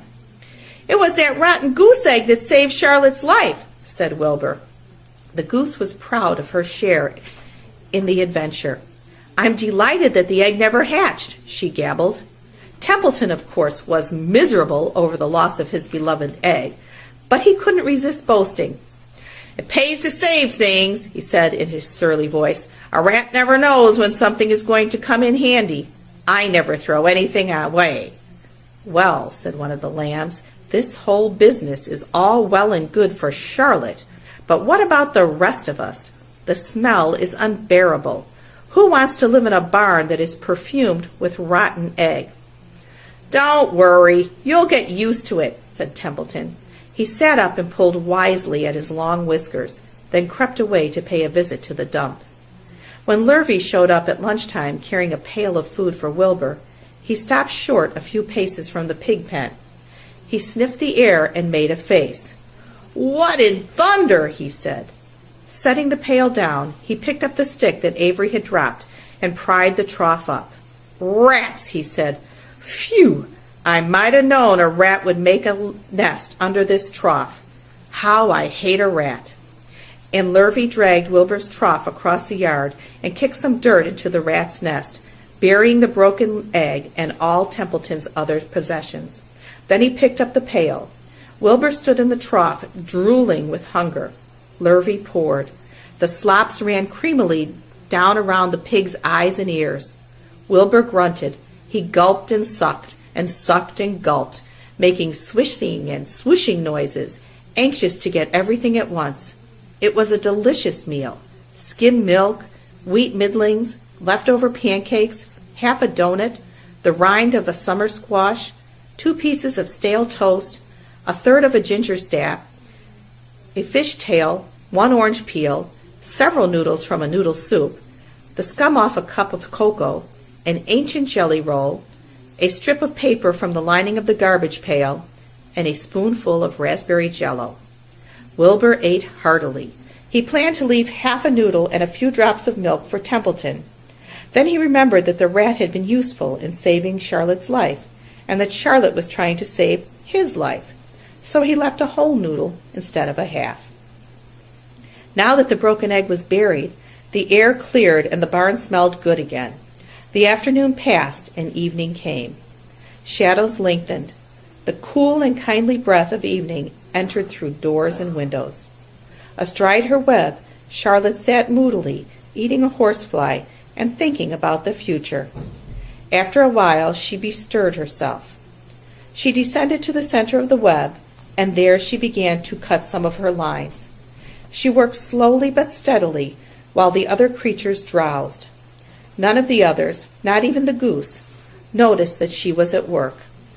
Deep in his soft bed, Wilbur snoozed. Over in their favorite corner, the goslings whistled a night song. Charlotte tore quite a section out of her web, leaving an open space in the middle. Then she started weaving something to take the place of the threads she had removed. When Templeton got back from the dump around midnight, the spider was still at work. Chapter 11. The Miracle. The next day was foggy. Everything on the farm was dripping wet. The grass looked like a magic carpet. The asparagus patch looked like a silver forest. On foggy mornings, Charlotte's web was truly a thing of beauty. This morning, each thin strand was decorated with dozens of tiny beads of water. The web glistened in the light and made a pattern of loveliness and mystery, like a delicate veil. Even Lurvy, who wasn't particularly interested in beauty, noticed the web when he came with the pig's breakfast. He noted how clearly it showed up, and he noted how big and carefully built it was. And then he took another look, and he saw something that made him set his pail down. There in the center of the web, neatly woven in block letters, was a message. It said, "Some pig!" Lurvy felt weak. He brushed his hand over his eyes and stared harder at Charlotte's web. "I'm seeing things," he whispered. He dropped to his knees and uttered a short prayer. Then, forgetting all about Wilbur's breakfast, he walked back to the house and called Mr. Zuckerman. "I think you'd better come down to the pig pen," he said. "What's the trouble?" asked Mr. Zuckerman. "Anything wrong with the pig?" "No, not exactly," said Lurvy. "Come and see for yourself." The two men walked silently down to Wilbur's yard. Lurvy pointed to the spider's web. "Do you see what I see?" he asked. Zuckerman stared at the writing on the web. Then he murmured the words, "Some pig." Then he looked at Lurvy. Then they both began to tremble. Charlotte, sleepy after her night's exertions, smiled as she watched. Wilbur came and stood directly under the web. "Some pig," muttered Lurvy in a low voice. "Some pig," whispered Mr. Zuckerman. They stared and stared for a long time at Wilbur. Then they stared at Charlotte. "You don't suppose that spider—" began Mr. Zuckerman, but he shook his head and didn't finish the sentence. Instead, he walked solemnly back to the house and spoke to his wife. "Edith, something has happened," he said in a weak voice. He went into the living room and sat down, and Mrs. Zuckerman followed. "I've got something to tell you, Edith," he said. "You better sit down." Mrs. Zuckerman sank into a chair. She looked pale and frightened. "Edith," he said, trying to keep his voice steady, "I think you had best be told that we have a very unusual pig." A look of complete bewilderment came over Mrs. Zuckerman's face. "Homer Zuckerman, what in the world are you talking about?" she said. "This is a very serious thing, Edith," he replied. "Our pig is completely out of the ordinary." "What's unusual about the pig?" asked Mrs. Zuckerman, who was beginning to recover from her scare. "Well, I don't really know yet," said Mr. Zuckerman, "but we have received a sign, Edith, a mysterious sign. A miracle has happened on this farm. There is a large spider's web in the doorway of the barn cellar, right over the pig pen. And when Lurvy went to feed the pig this morning, he noticed the web because it was foggy. And you know how a spider's web looks very distinct in a fog? And right spang in the middle of the web there were the words, 'Some pig.' The words were woven right into the web. They were actually part of the web, Edith. I know because I have been down there and seen them. It says, 'Some pig,' just as clear can be. There can be no mistake about it. A miracle has happened, and a sign has occurred here on earth, right on our farm, and we have no ordinary pig." "Well," said Mrs. Zuckerman, "it seems to me you're a little off. It seems to me we have no ordinary spider." "Oh, no," said Mr. Zuckerman. "It's the pig that's unusual. It says so, right there in the middle of the web." "Maybe so," said Mrs. Zuckerman. "Just the same, I intend to have a look at that spider." "It's just a common gray spider," said Zuckerman. They got up, and together they walked down to Wilbur's yard. "You see, Edith, it's just a common gray spider."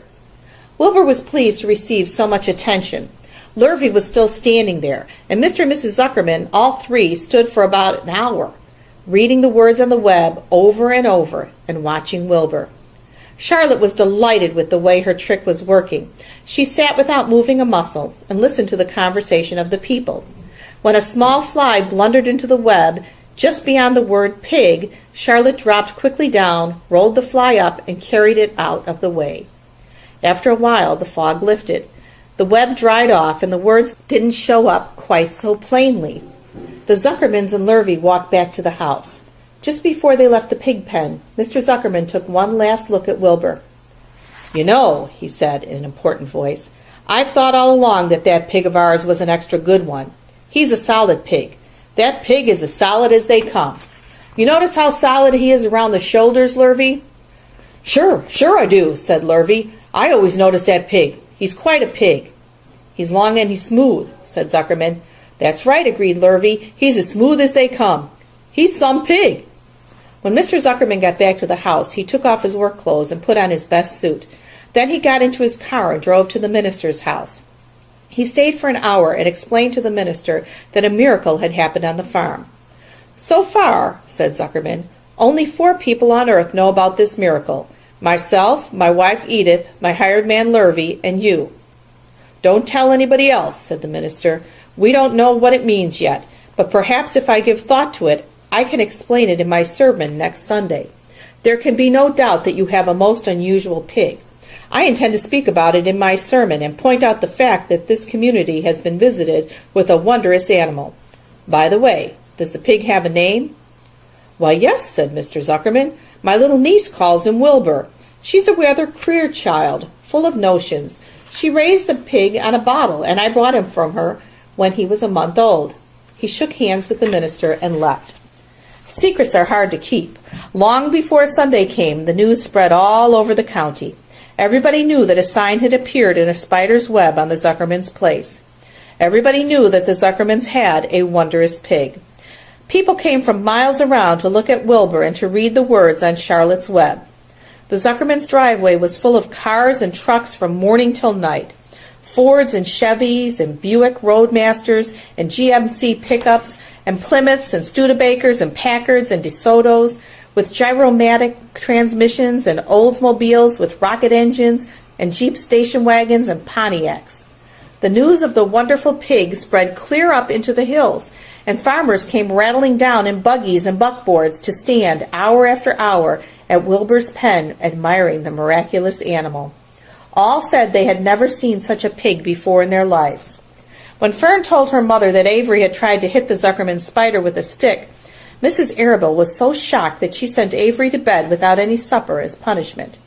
In the days that followed, Mr. Zuckerman was so busy entertaining visitors that he neglected his farm work. He wore his good clothes all the time now, got right into them when he got up in the morning. Mrs. Zuckerman prepared special meals for Wilbur. Lurvy shaved and got a haircut, and his principal farm duty was to feed the pig while people looked on. Mr. Zuckerman ordered Lurvy to increase Wilbur's feedings from 3 meals a day to 4 meals a day.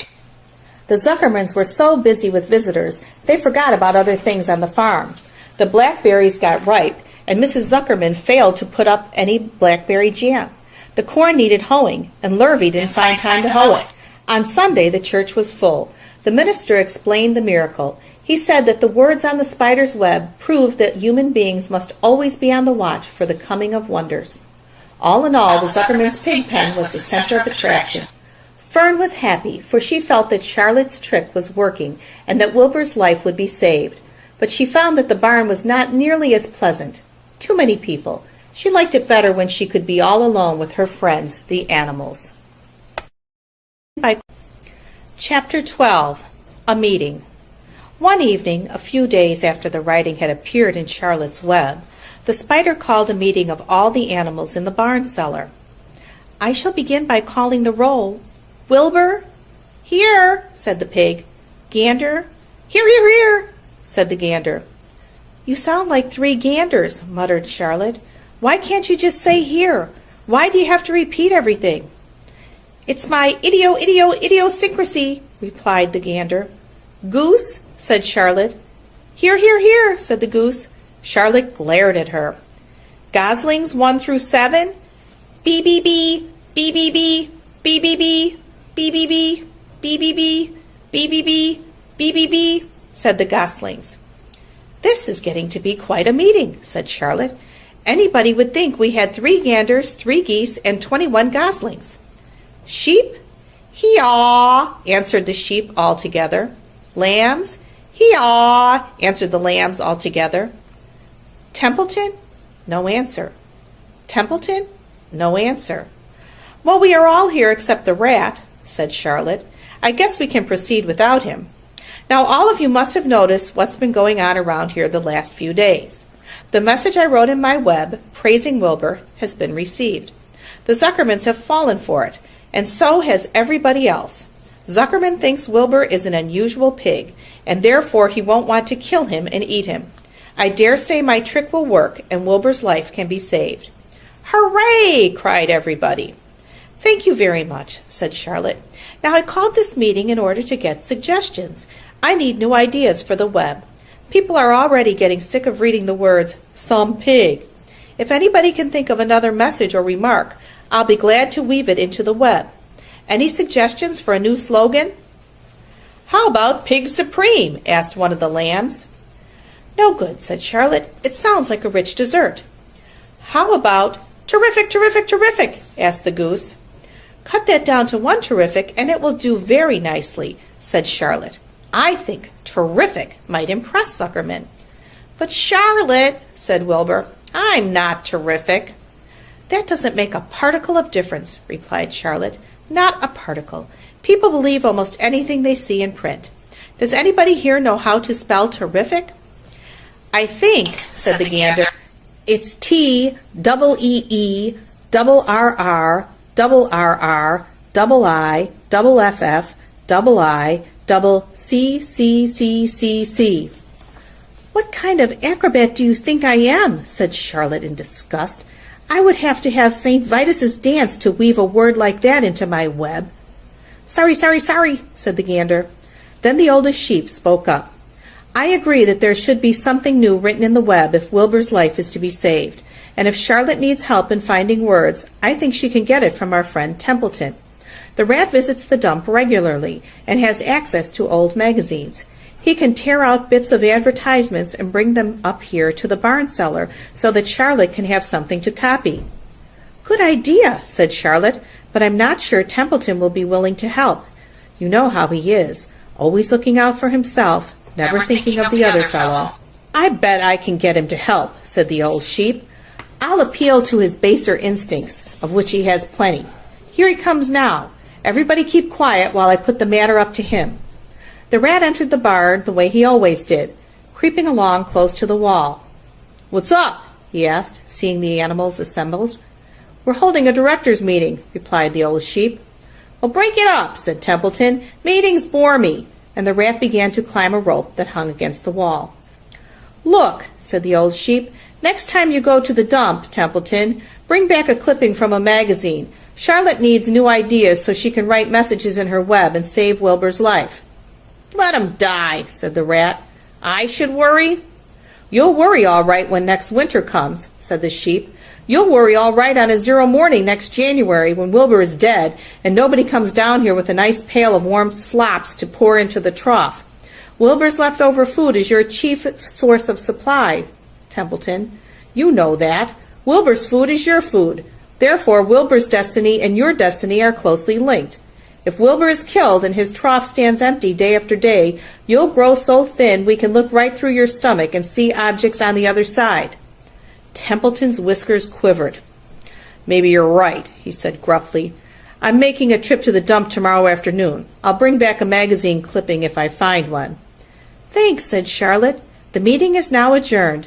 I have a busy evening ahead of me. I've got to tear my web apart and write terrific." Wilbur blushed.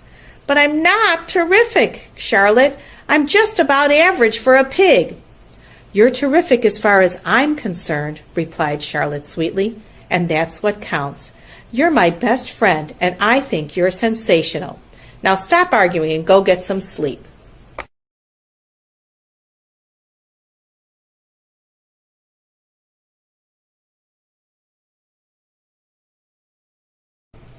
Chapter 13. Good Progress. Far into the night, while the other creatures slept, Charlotte worked on her web. First she ripped out a few of the orb lines near the center. She left the radical lines alone, as they were needed for support. As she worked, her 8 legs were a great help to her. So were her teeth. She loved to weave, and she was an expert at it. When she was finished ripping things out, her web looked something like this. A spider can produce several kinds of thread. She uses a dry, tough thread for foundation lines, and she uses a sticky thread for snare lines, the ones that catch and hold insects. Charlotte decided to use her dry thread for writing the new message. If I write the word terrific with sticky thread, she thought, every bug that comes along will get stuck in it and spoil the effect. Now let's see. The first letter is T. Charlotte climbed to a point at the top of the left-hand side of the web. Swinging her spinnerets into position, she attached her thread and then dropped down. As she dropped, her spinning tubes went into action and she let out thread. At the bottom, she attached the thread. This formed the upright part of the letter T. Charlotte was not satisfied, however. She climbed up and made another attachment right next to the first. Then she carried the line down so that she had a double line instead of a single line. It will show up better if I make the whole thing with double lines. She climbed back up, moved over about an inch to the left, touched her spinnerets to the web, and then carried a line across to the right, forming the top of the T. She repeated this, making it double. Her 8 legs were very busy helping. Now for the E. Charlotte got so interested in her work, she began to talk to herself, as though to cheer herself on. If you had been sitting quietly in the barn cellar that evening, you would have heard something like this.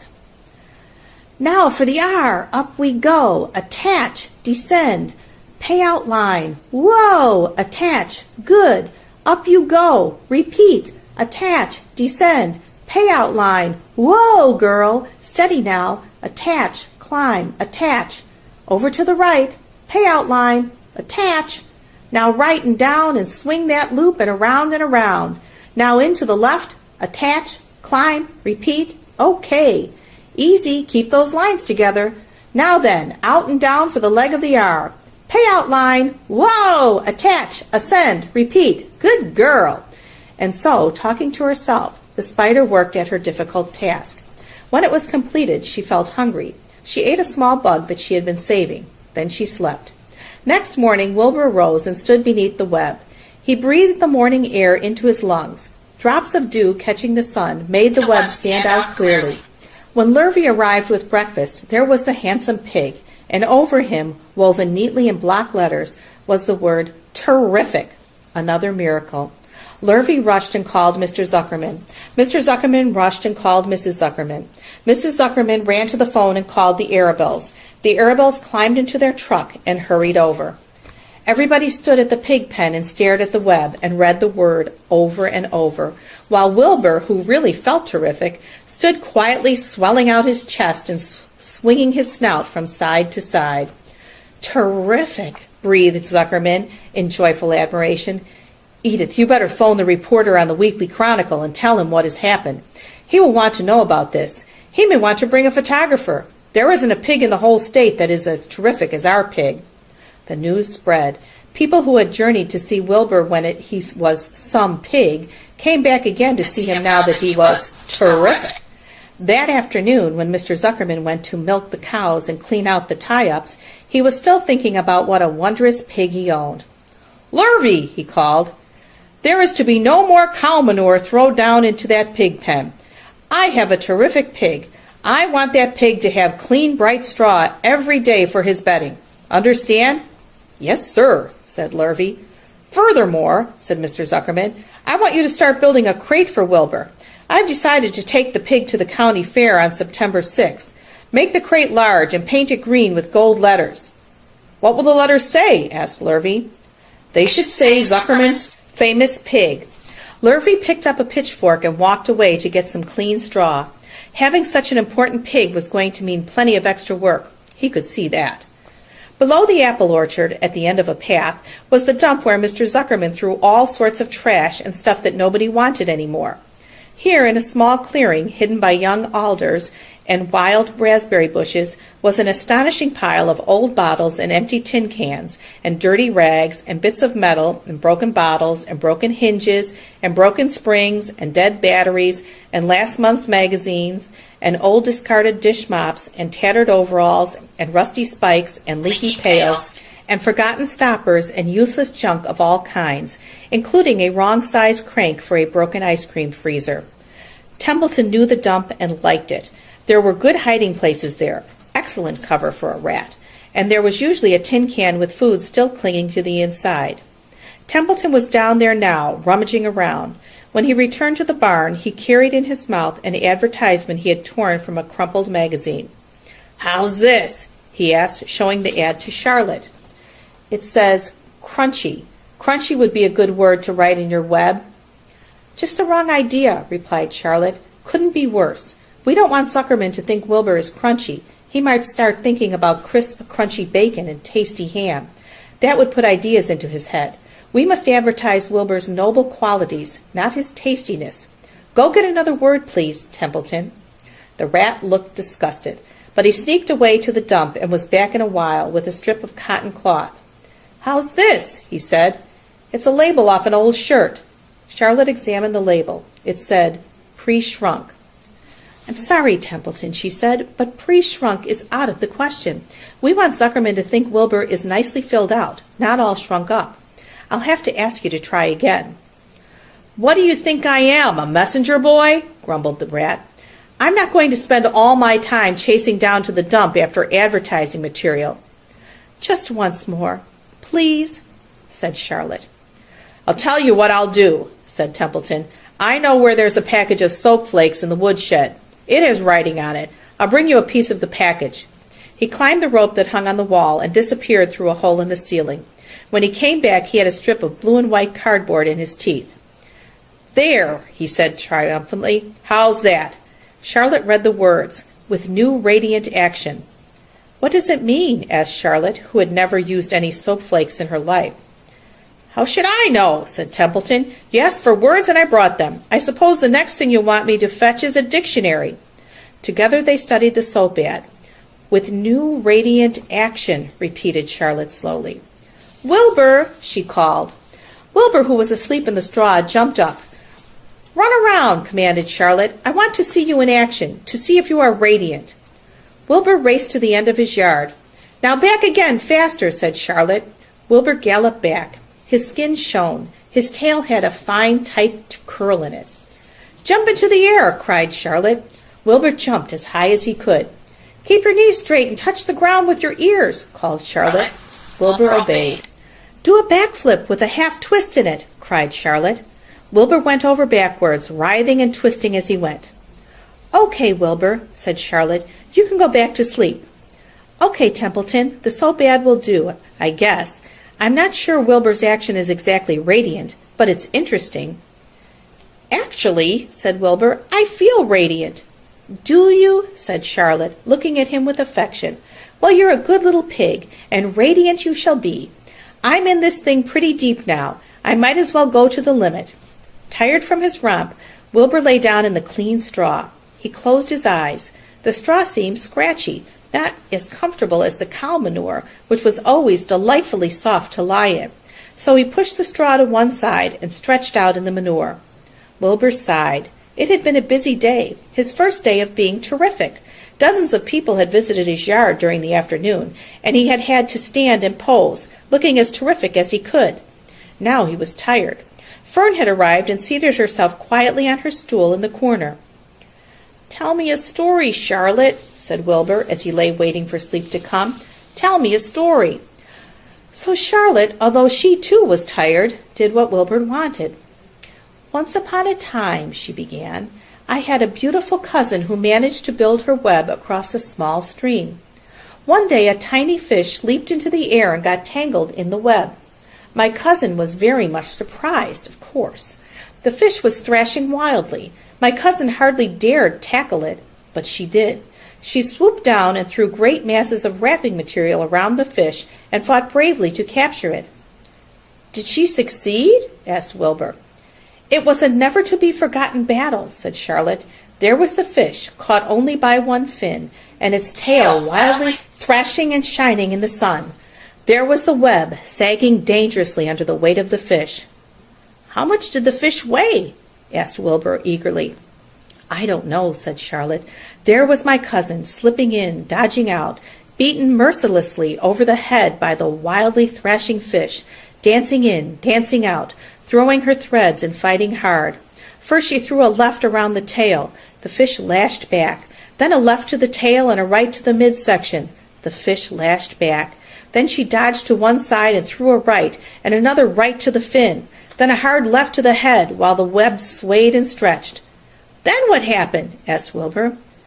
"Nothing," said Charlotte.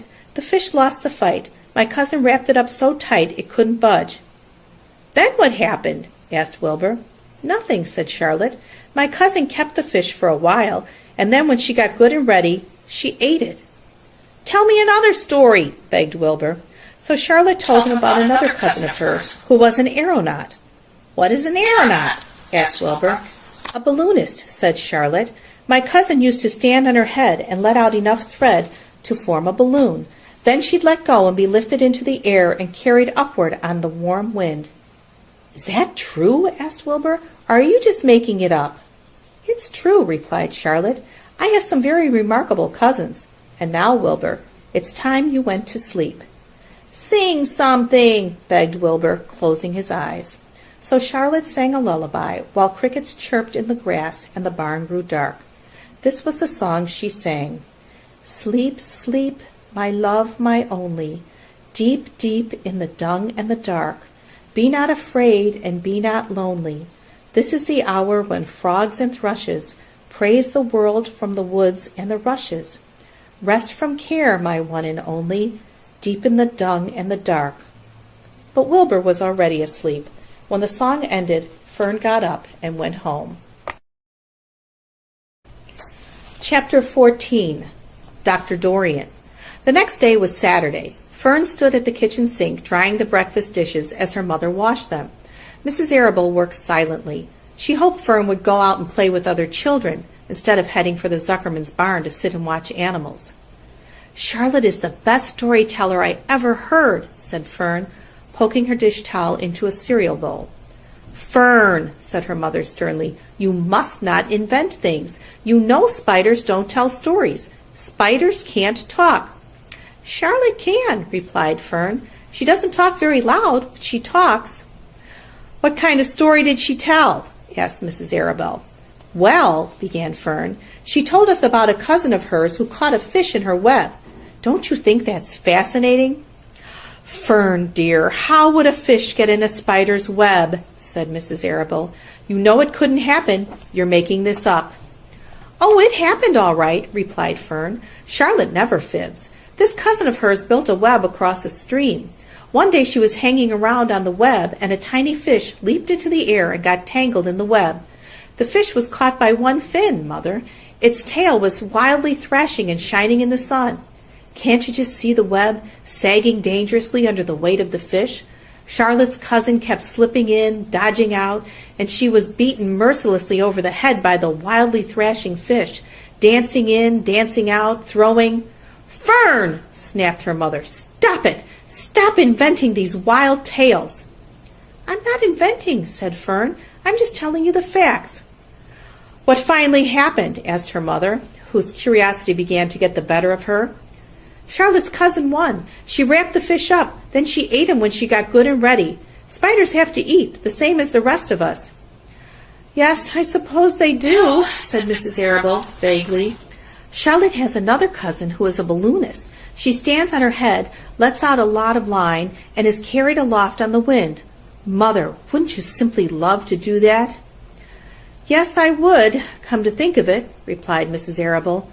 But, Fern, darling, I wish you'd play outdoors today instead of going to Uncle Homer's barn. Find some of your playmates and do something nice outdoors. You're spending too much time in that barn. It isn't good for you to be alone so much. Alone? Said Fern. Alone? My best friends are in the barn cellar. It's a very sociable place. Not at all lonely. Fern disappeared after a while, walking down the road toward Zuckerman's. Her mother dusted the sitting room. As she worked, she kept thinking about Fern. It didn't seem natural for a little girl to be so interested in animals. Finally, Mrs. Arable made up her mind. She would pay a call on old Dr. Dorian and ask his advice. She got in the car and drove to his office in the village. Dr. Dorian had a thick beard. He was glad to see Mrs. Arable and gave her a comfortable chair. It's about Fern, she explained. Fern spends entirely too much time in the Zuckerman's barn. It doesn't seem normal. She sits on a milk stool in the corner of the barn cellar near the pig pen and watches animals, hour after hour. She just sits and listens. Dr. Dorian leaned back and closed his eyes. How enchanting, he said. It must be real nice and quiet down there. Homer has some sheep, hasn't he? Yes, said Mrs. Arable, but it all started with that pig we let Fern raise on a bottle. She calls him Wilbur. Homer bought the pig, and ever since it left our place, Fern has been going to her uncle's to be near it.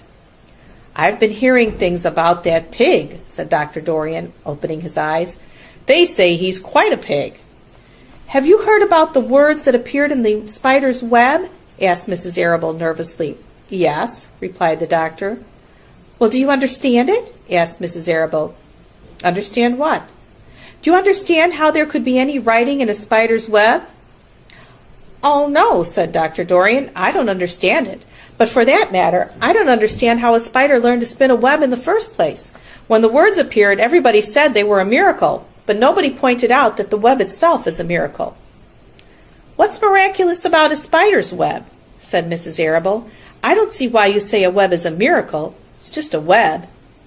Ever try to spin one? Asked Dr. Dorian. Mrs. Arable shifted uneasily in her chair. No, she replied, but I can crochet a doily and I can knit a sock. Sure, said the doctor, but somebody taught you, didn't they? My mother taught me. Well, who taught a spider? A young spider knows how to spin a web without any instructions from anybody. Don't you regard that as a miracle? I suppose so, said Mrs. Arable. I never looked at it that way before. Still, I don't understand how those words got into the web. I don't understand it, and I don't like that I can't understand. None of us do, said Dr. Dorian, sighing. I'm a doctor. Doctors are supposed to understand everything. but I don't understand everything, and I don't intend to let it worry me." Mrs. Arable fidgeted. "Fern says that the animals talk to each other. Dr. Dorian, do you believe animals talk?" "I never heard one say anything," he replied, "but that proves nothing.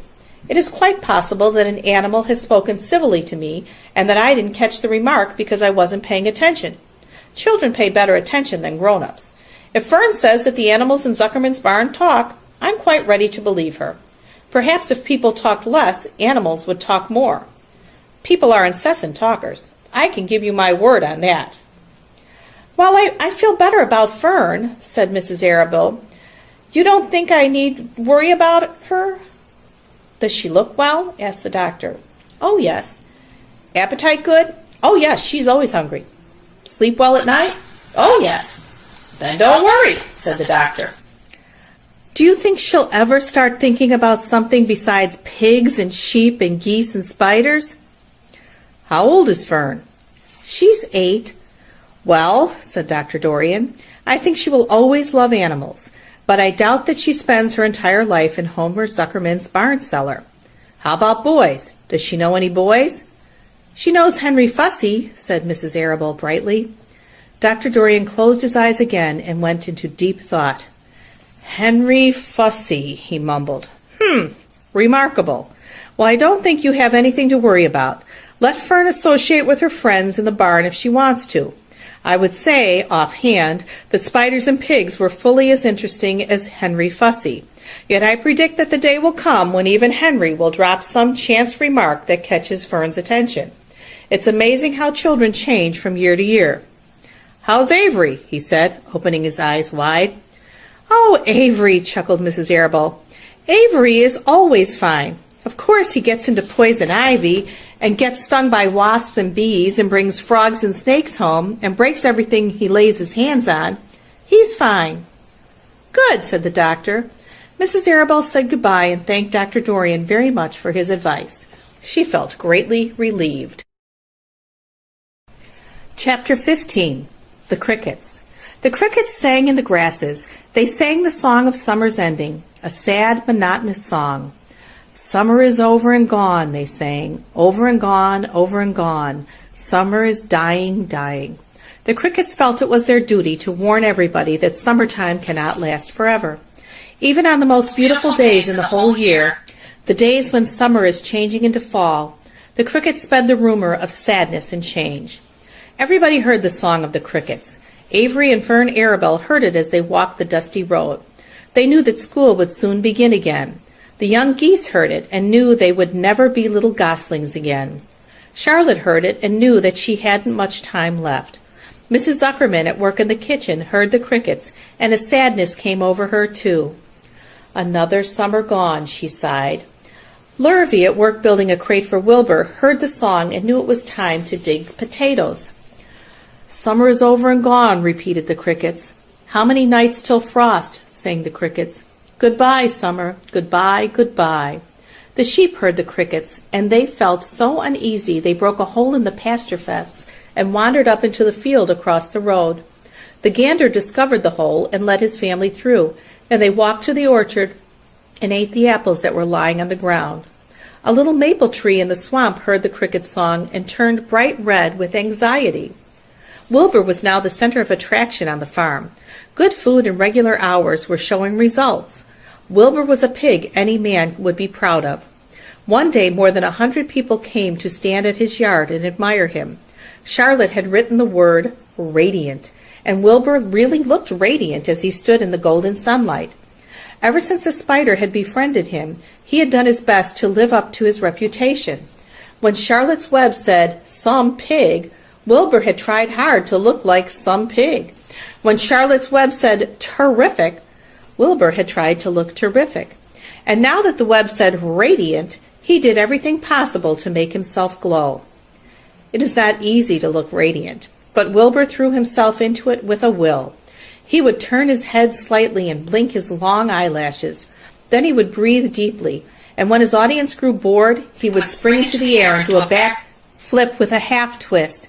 At this the crowd would yell and cheer. "How's that for a pig?" Mr. Zuckerman would ask, well pleased with himself. That pig is radiant. Some of Wilbur's friends in the barn worried for fear all this attention would go to his head and make him stuck up, but it never did. Wilbur was modest. Fame did not spoil him. He still worried some about the future, as he could hardly believe that a mere spider would be able to save his life. Sometimes at night he would have a bad dream. He would dream that men were coming to get him with knives and guns. But that was only a dream. In the daytime, Wilbur usually felt happy and confident. No pig ever had truer friends, and he realized that friendship is one of the most satisfying things in the world. Even the song of the crickets did not make Wilbur too sad. He knew it was almost time for the county fair, and he was looking forward to the trip. If he could distinguish himself at the fair and maybe win some prize money, he was sure Zuckerman would let him live. Charlotte had worries of her own, but she kept quiet about them. One morning, Wilbur asked her about the fair. "You're going with me, aren't you, Charlotte?" he said. "Well, I don't know," replied Charlotte. "The fair comes at a bad time for me. I shall find it inconvenient to leave home, even for a few days." "Why?" asked Wilbur. "Oh, I just don't feel like leaving my web. Too much going on around here." "Please come with me," begged Wilbur. "I need you, Charlotte. I can't stand going to the fair without you. You've just got to come." "No," said Charlotte. "I believe I'd better stay home and see if I can't get some work done." "What kind of work?" asked Wilbur. "Egg-laying. It's time I made an egg sack and filled it with eggs." "I didn't know you could lay eggs," said Wilbur in amazement. "Oh, sure," said the spider. "I'm versatile." "What does versatile mean? Full of eggs?" asked Wilbur. "Certainly not," said Charlotte. "Versatile means I can turn with ease from one thing to another. It means I don't have to limit my activities to spinning and trapping and stunts like that." "Why don't you come with me to the fairgrounds and lay your eggs there?" pleaded Wilbur. "It would be wonderful fun." Charlotte gave her web a twitch and moodily watched it sway. "I'm afraid not," she said. "You don't know the first thing about egg-laying, Wilbur. I can't arrange my family duties to suit the management of the county fair. When I get ready to lay eggs, I have to lay eggs, fair or no fair.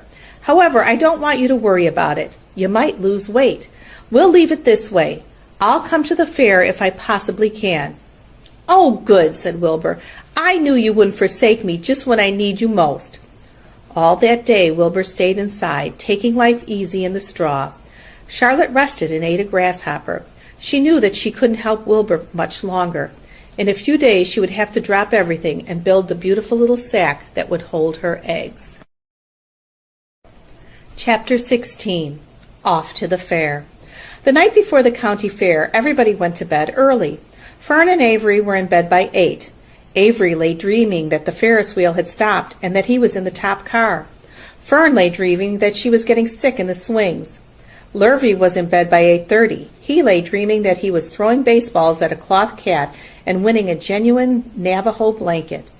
Mr. and Mrs. Zuckerman were in bed by 9. Mrs. Zuckerman lay dreaming about a deep freeze unit. Mr. Zuckerman lay dreaming about Wilbur. He dreamt that Wilbur had grown until he was 116 feet long and 92 feet high, and that he had won all the prizes at the fair, and was covered with blue ribbons, and even had a blue ribbon tied to the end of his tail. Down in the barn cellar, the animals, too, went to sleep early. All except Charlotte. Tomorrow would be fair day. Every creature planned to get up early to see Wilbur off on his great adventure. When morning came, everybody got up at daylight. The day was hot. Up the road at the Arable's house, Fern lugged a pail of hot water to her room and took a sponge bath. Then she put on her prettiest dress because she knew she would see boys at the fair. Mrs. Arable scrubbed the back of Avery's neck and wet his hair and parted it and brushed it down hard till it stuck to the top of his head, all but about 6 hairs that stood straight up. Avery put on clean underwear, clean blue jeans, and a clean shirt. Mr. Arable dressed, ate breakfast, and then went out and polished his truck. He had offered to drive everybody to the fair, including Wilbur. Bright and early, Lurvy put clean straw in Wilbur's crate and lifted it into the pig pen. The crate was green. In gold letters it said, "Zuckerman's Famous Pig." Charlotte had her web looking fine for the occasion. Wilbur ate his breakfast slowly. He tried to look radiant without getting food in his ears. In the kitchen, Mrs. Zuckerman suddenly made an announcement. "Homer," she said to her husband, I am going to give that pig a buttermilk bath." "A what?" said Mr. Zuckerman. "A buttermilk bath. My grandmother used to bathe her pig with buttermilk when it got dirty. I just remembered." "Wilbur's not dirty," said Mr. Zuckerman proudly. "He's filthy behind the ears," said Mrs. Zuckerman. "Every time Lurvy slops him, the food runs down around the ears. Then it dries and forms a crust. He also has a smudge on one side where he lays in the manure." "He lays in clean straw," corrected Mr. Zuckerman. "Well, he's dirty, and he's going to have a bath." Mr. Zuckerman sat down weakly and ate a donut. His wife went to the woodshed. When she returned, she wore rubber boots and an old raincoat, and she carried a bucket of buttermilk and a small wooden paddle. "Edith, you're crazy," mumbled Zuckerman. But she paid no attention to him. Together they walked to the pig pen. Mrs. Zuckerman wasted no time. She climbed in with Wilbur and went to work. Dipping her paddle in the buttermilk, she rubbed him all over. The geese gathered around to see the fun, and so did the sheep and lambs. Even Templeton poked his head out cautiously to watch Wilbur get a buttermilk bath. Charlotte got so interested she lowered herself on a drag line so she could see better. Wilbur stood still and closed his eyes. He could feel the buttermilk trickling down his sides. He opened his mouth and some buttermilk ran in. It was delicious. He felt radiant and happy. When Mrs. Zuckerman got through and rubbed him dry, he was the cleanest, prettiest pig you ever saw. He was pure white, pink around the ears and snout, and smooth as silk. The Zuckermans went up to change into their best clothes. Lurvy went to shave and put on his plaid shirt and his purple necktie. The animals were left to themselves in the barn. The 7 goslings paraded round and round their mother. "Please, please, please, take us to the fair," begged a gosling. Then all 7 began teasing to go. "Please, please, please, please, please, please." They made quite a racket. "Children," snapped the goose. "We're staying quietly, iatly, at home. Only Wilbur, Ilber is going to the fair." Just then Charlotte interrupted. "I shall go too," she said softly. "I have decided to go with Wilbur. He may need me. We can't tell what may happen at the fairgrounds. Somebody's got to go along who knows how to write, and I think Templeton better come too. I might need somebody to run errands and do general work." "I'm staying right here," grumbled the rat. "I haven't the slightest interest in fairs." "That's because you've never been to one," remarked the old sheep. "A fair is a rat's paradise. Everybody spills food at a fair. A rat can creep out late at night and have a feast. In the horse barn you will find oats that the trotters and pacers have spilled. In the trampled grass of the infield you will find old discarded lunch boxes containing the foul remains of peanut butter sandwiches, hard-boiled eggs, cracker crumbs, bits of donuts, and particles of cheese.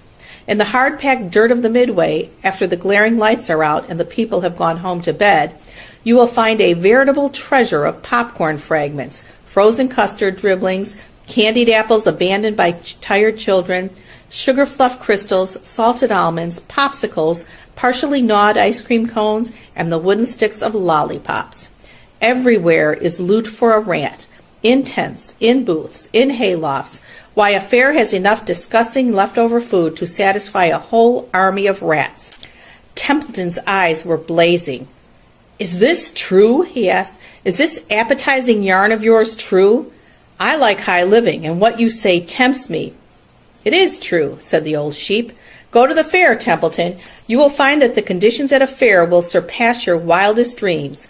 Buckets with sour mash sticking to them, tin cans containing particles of tuna fish, greasy paper bags stuffed with rotten—" "That's enough!" cried Templeton. "Don't tell me any more. I'm going."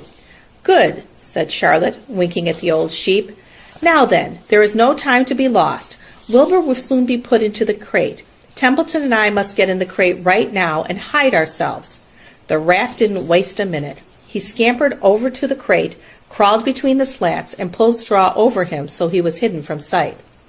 "All right," said Charlotte, "I'm next." She sailed into the air, let out a drag line, and dropped gently to the ground. Then she climbed the side of the crate and hid herself inside a knothole in the top board. The old sheep nodded. "What a cargo," she said.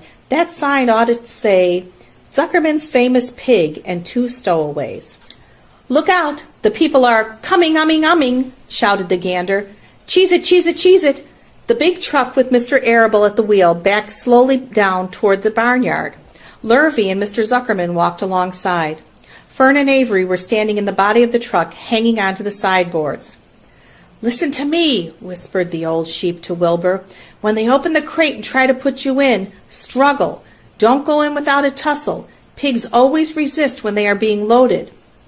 "If I struggle, I'll get dirty," said Wilbur. "Never mind that. Do as I say. Struggle. If you were to walk into the crate without resisting, Zuckerman might think you were bewitched. He'd be scared to go to the fair." Templeton poked his head up through the straw.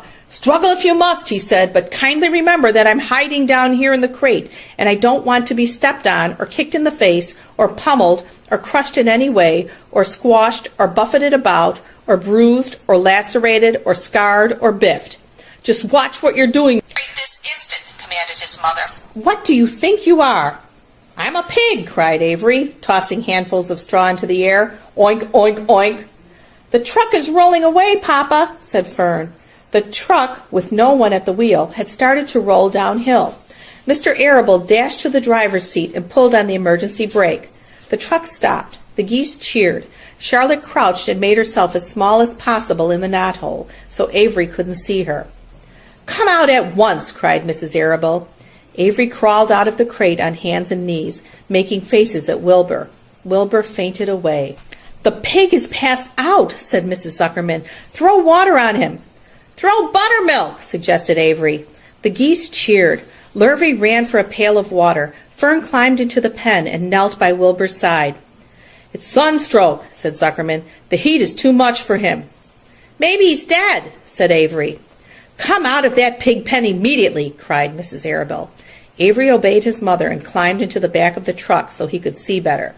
Lurvy returned with cold water and dashed it on Wilbur. "Throw some on me," cried Avery. "I'm hot too." "Oh, keep quiet," hollered Fern. "Keep quiet." Her eyes were brimming with tears. Wilbur, feeling the cold water, came to. He rose slowly to his feet while the geese cheered. "He's up," said Mr. Arable. "I guess there's nothing wrong with him." "I'm hungry," said Avery. "I want a candied apple." "Wilbur's all right now," said Fern. "We can start. I want to take a ride in the Ferris wheel." Mr. Zuckerman and Mr. Arable and Lurvy grabbed the pig and pushed him head first toward the crate. Wilbur began to struggle. The harder the men pushed, the harder he held back. Avery jumped down and joined the men. Wilbur kicked and thrashed and grunted. "Nothing wrong with this pig," said Mr. Zuckerman cheerfully, pressing his knee against Wilbur's behind. "All together now, boys. Shove." With a final heave, they jammed him into the crate. The geese cheered. Lurvy nailed some boards across the end so Wilbur couldn't back out. Then, using all their strength, the men picked up the crate and heaved it aboard the truck. They did not know that under the straw was a rat, and inside a knothole was a big gray spider. They saw only a pig. "Everybody in," called Mr. Arable. He started the motor. The ladies climbed in beside him. Mr. Zuckerman and Lurvy and Fern and Avery rode in the back, hanging onto the sideboards. The truck began to move ahead. The geese cheered. The children answered their cheer, and away everyone went to the fair. Chapter 17. Uncle. When they pulled into the fairgrounds, they could hear music and see the Ferris wheel turning in the sky. They could smell the dust of the racetrack where the sprinkling cart had moistened it. And they could smell hamburgers frying and see balloons aloft. They could hear sheep blatting in their pens. An enormous voice over the loudspeaker said, "Attention, please. Will the owner of a Pontiac car, license number H2439, please move your car away from the fireworks shed?" "Can I have some money?" asked Fern. "Can I too?" asked Avery. "I'm going to win a doll by spinning a wheel, and it will stop at the right number," said Fern. "I'm going to steer a jet plane and make it bump into another one." "Can I have a balloon?" asked Fern. "Can I have a frozen custard and a cheeseburger and some raspberry soda pop?" asked Avery. "You children be quiet till we get the pig unloaded," said Mrs. Arable. "Let's let the children go off by themselves," suggested Mr. Arable. "The fair only comes once a year." Mr. Arable gave Fern 2 quarters and 2 dimes. He gave Avery 5 dimes and 4 nickels. "Now run along," he said, "and remember, the money has to last all day. Don't spend it all the first few minutes, and be back here at the truck at noontime so we all have lunch together. And don't eat a lot of stuff that's going to make you sick to your stomachs." "And if you go in those swings," said Mrs. Arable, "you hang on tight. You hang on very tight. Hear me?" "And don't get lost," said Mrs. Zuckerman. "And don't get dirty." "Don't get overheated," said their mother. "Watch out for pickpockets," cautioned their father. "And don't cross the racetrack where the horses are coming," cried Mrs. Zuckerman. The children grabbed each other by the hand and danced off in the direction of the merry-go-round, toward the wonderful music and the wonderful adventure and the wonderful excitement, into the wonderful midway where there would be no parents to guard them and guide them, and where they could be happy and free and do as they pleased. Mrs. Arable stood quietly and watched them go. Then she sighed. Then she blew her nose. "Do you really think it's all right?" she asked. "Well, they've got to grow up sometime," said Mr. Arable, "and a fair is a good place to start, I guess." While Wilbur was being unloaded and taken out of his crate and his new pig pen, crowds gathered to watch. They stared at the sign, "Zuckerman's Famous Pig." He was pleased with his new home. The pen was grassy, and it was shaded from the sun by a shed roof.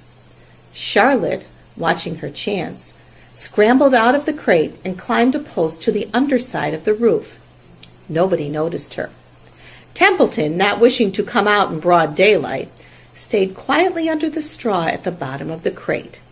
Mr. Zuckerman poured some skim milk into Wilbur's trough, pitched clean straw into his pen, and then he and Mrs. Zuckerman and the Arables walked away toward the cattle barn to look at purebred cows and to see the sights. Mr. Zuckerman particularly wanted to look at tractors.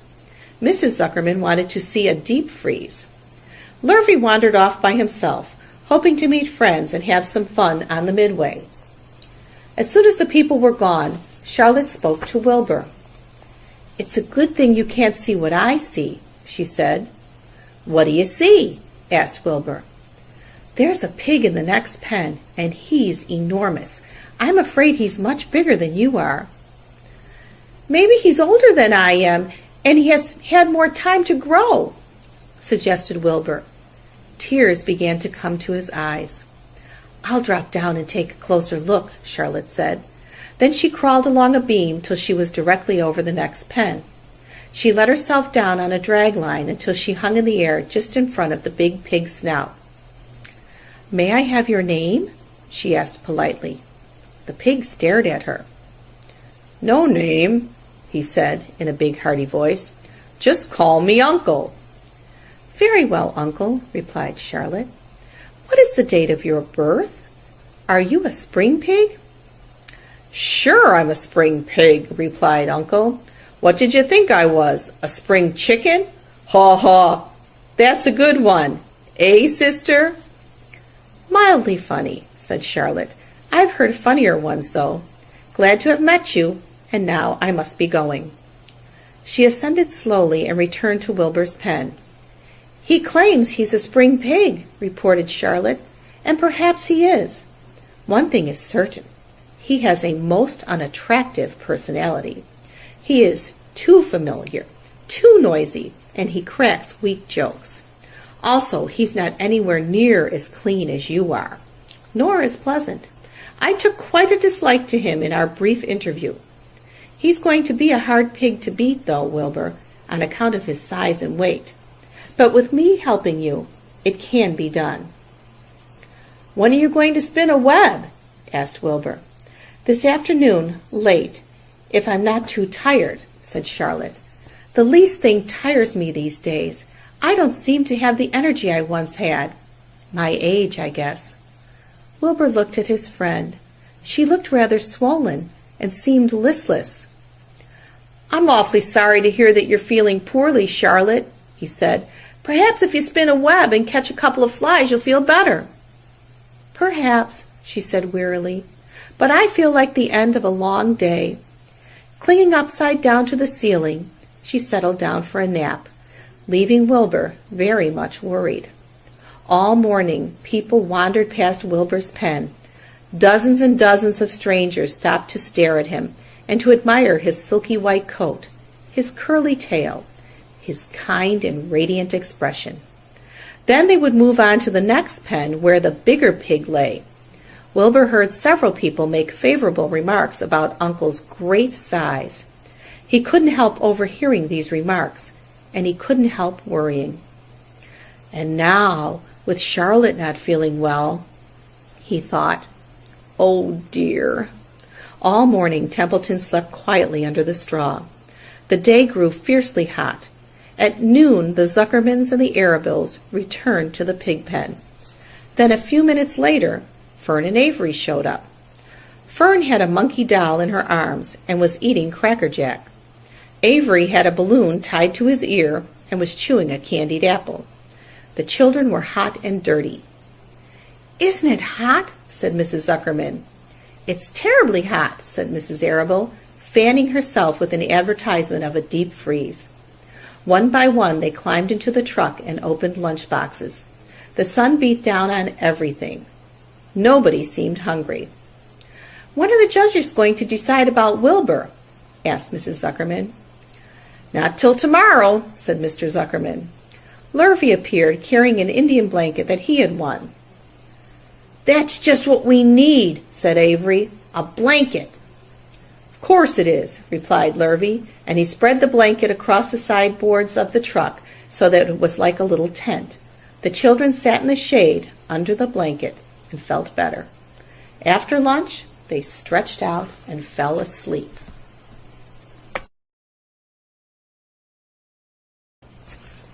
Chapter 18.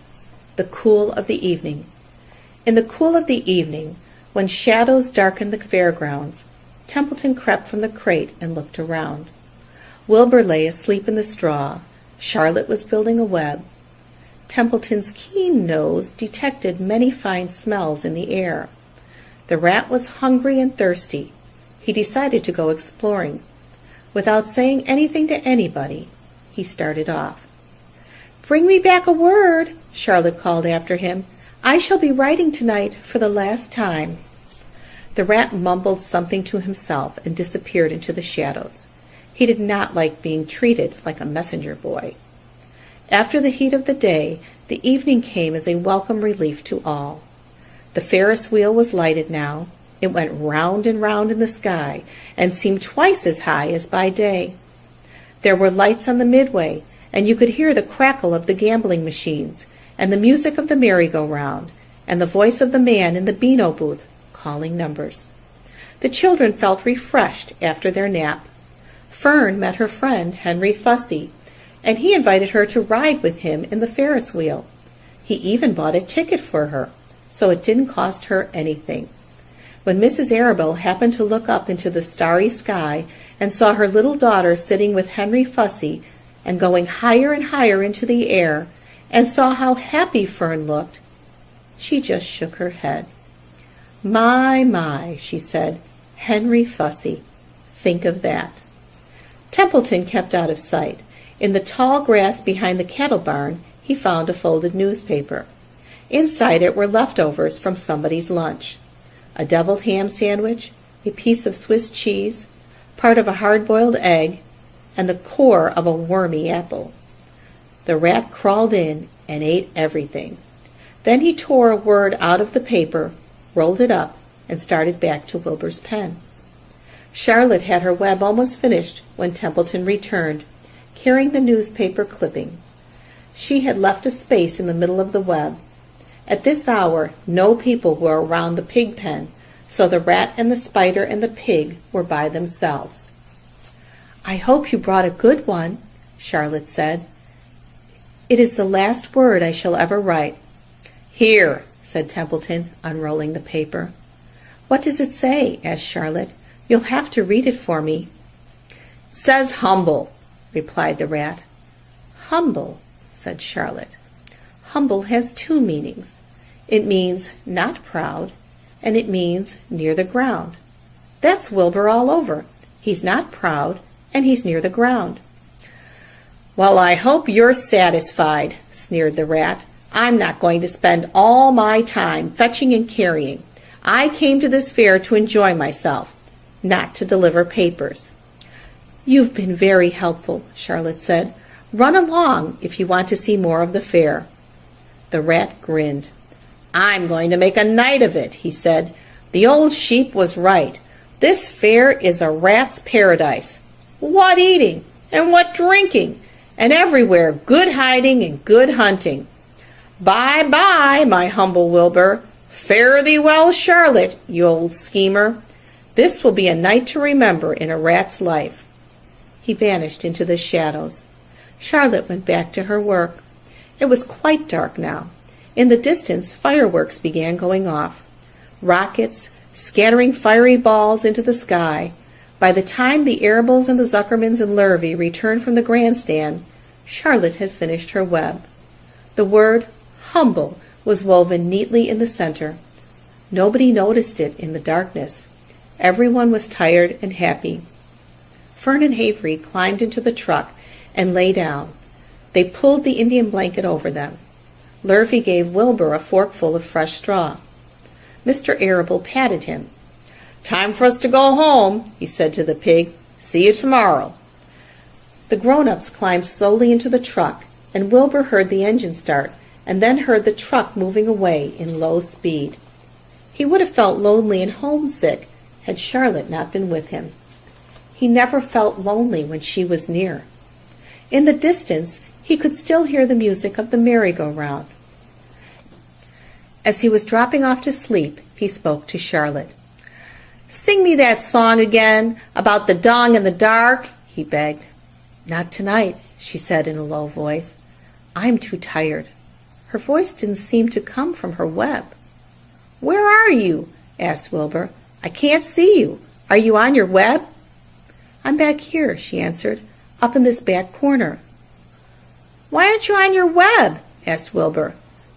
"You almost never leave your web." "I've left it tonight," she said. Wilbur closed his eyes. "Charlotte," he said after a while, "do you really think Zuckerman will let me live and not kill me when the cold weather comes? Do you really think so?" "Of course," said Charlotte. "You are a famous pig, and you are a good pig. Tomorrow you will probably win a prize. The whole world will hear about you. Zuckerman will be proud and happy to own such a pig. You have nothing to fear, Wilbur, nothing to worry about. Maybe you'll live forever. Who knows? And now, go to sleep." For a while there was no sound. Then Wilbur's voice. "What are you doing up there, Charlotte?" "Oh, making something," she said. "Making something, as usual." "Is it something for me?" asked Wilbur. "No," said Charlotte. "It's something for me, for a change." "Please tell me what it is," begged Wilbur. "I'll tell you in the morning," she said. "When the first light comes into the sky, and the sparrows stir, and the cows rattle their chains, when the rooster crows and the stars fade, when early cars whisper along the highway, you look up here, and I'll show you something. I will show you my masterpiece." Before she finished the sentence, Wilbur was asleep. She could tell by the sound of his breathing that he was sleeping peacefully, deep in the straw. Miles away at the Arable's house, the men sat around the kitchen table, eating a dish of canned peaches and talking over the events of the day. Upstairs, Avery was already in bed and asleep. Mrs. Arable was tucking Fern into bed. "Did you have a good time at the fair?" she asked as she kissed her daughter. Fern nodded. "I had the best time I have ever had anywhere or any time in all of my whole life." "Well," said Mrs. Arable, "isn't that nice?" Chapter 19. The Egg Sack. Next morning, when the first light came into the sky, and the sparrows stirred in the trees, when the cows rattled their chains and the rooster crowed, and the early automobiles went whispering along the road, Wilbur awoke and looked for Charlotte. He saw her up overhead in a corner near the back of his pen. She was very quiet. Her 8 legs were spread wide. She seemed to have shrunk during the night. Next to her, attached to the ceiling, Wilbur saw a curious object. It was a sort of sack or cocoon. It was peach-colored and looked as though it were made of cotton candy. "Are you awake, Charlotte?" he said softly. "Yes," came the answer. "What is that nifty little thing? Did you make it?" "I did indeed," replied Charlotte in a weak voice. "Is it a plaything?" "Plaything? I should say not. It is my egg sack, my magnum opus." "I don't know what a magnum opus is," said Wilbur. "That's Latin," explained Charlotte. "It means great work. This egg sack is my great work, the finest thing I have ever made." "What's inside it?" asked Wilbur. "Eggs?" 514 of them, she replied. 514, said Wilbur. "You're kidding." "No, I'm not. I counted them. I got started counting, so I kept on, just to keep my mind occupied." "It's a perfectly beautiful egg sack," said Wilbur, feeling as happy as though he had constructed it himself. "Yes, it is pretty," replied Charlotte, patting the sack with her 2 front legs. "Anyway, I can guarantee that it is strong. It's made out of the toughest material I have. It is also waterproof. The eggs are inside and will be warm and dry." "Charlotte," said Wilbur dreamily, "are you really going to have 514 children?" "If nothing happens, yes," she said. "Of course, they won't show up till next spring." Wilbur noticed that Charlotte's voice sounded sad. "What makes you sound so downhearted? I should think you'd be terribly happy about this." "Oh, don't pay any attention to me," said Charlotte. "I just don't have much pep anymore. I guess I feel sad because I won't ever see my children." "What do you mean you won't see your children? Of course you will. We'll all see them. It's going to be simply wonderful next spring in the barn cellar with 514 baby spiders running around all over the place. And the geese will have a new set of goslings, and the sheep will have their new lambs." "Maybe," said Charlotte quietly. "However, I have a feeling I'm not going to see the results of last night's efforts. I don't feel good at all. I think I'm languishing, to tell you the truth." Wilbur didn't understand the word languish, and he hated to bother Charlotte by asking her to explain. But he was so worried, he felt he had to ask. "What does languishing mean?"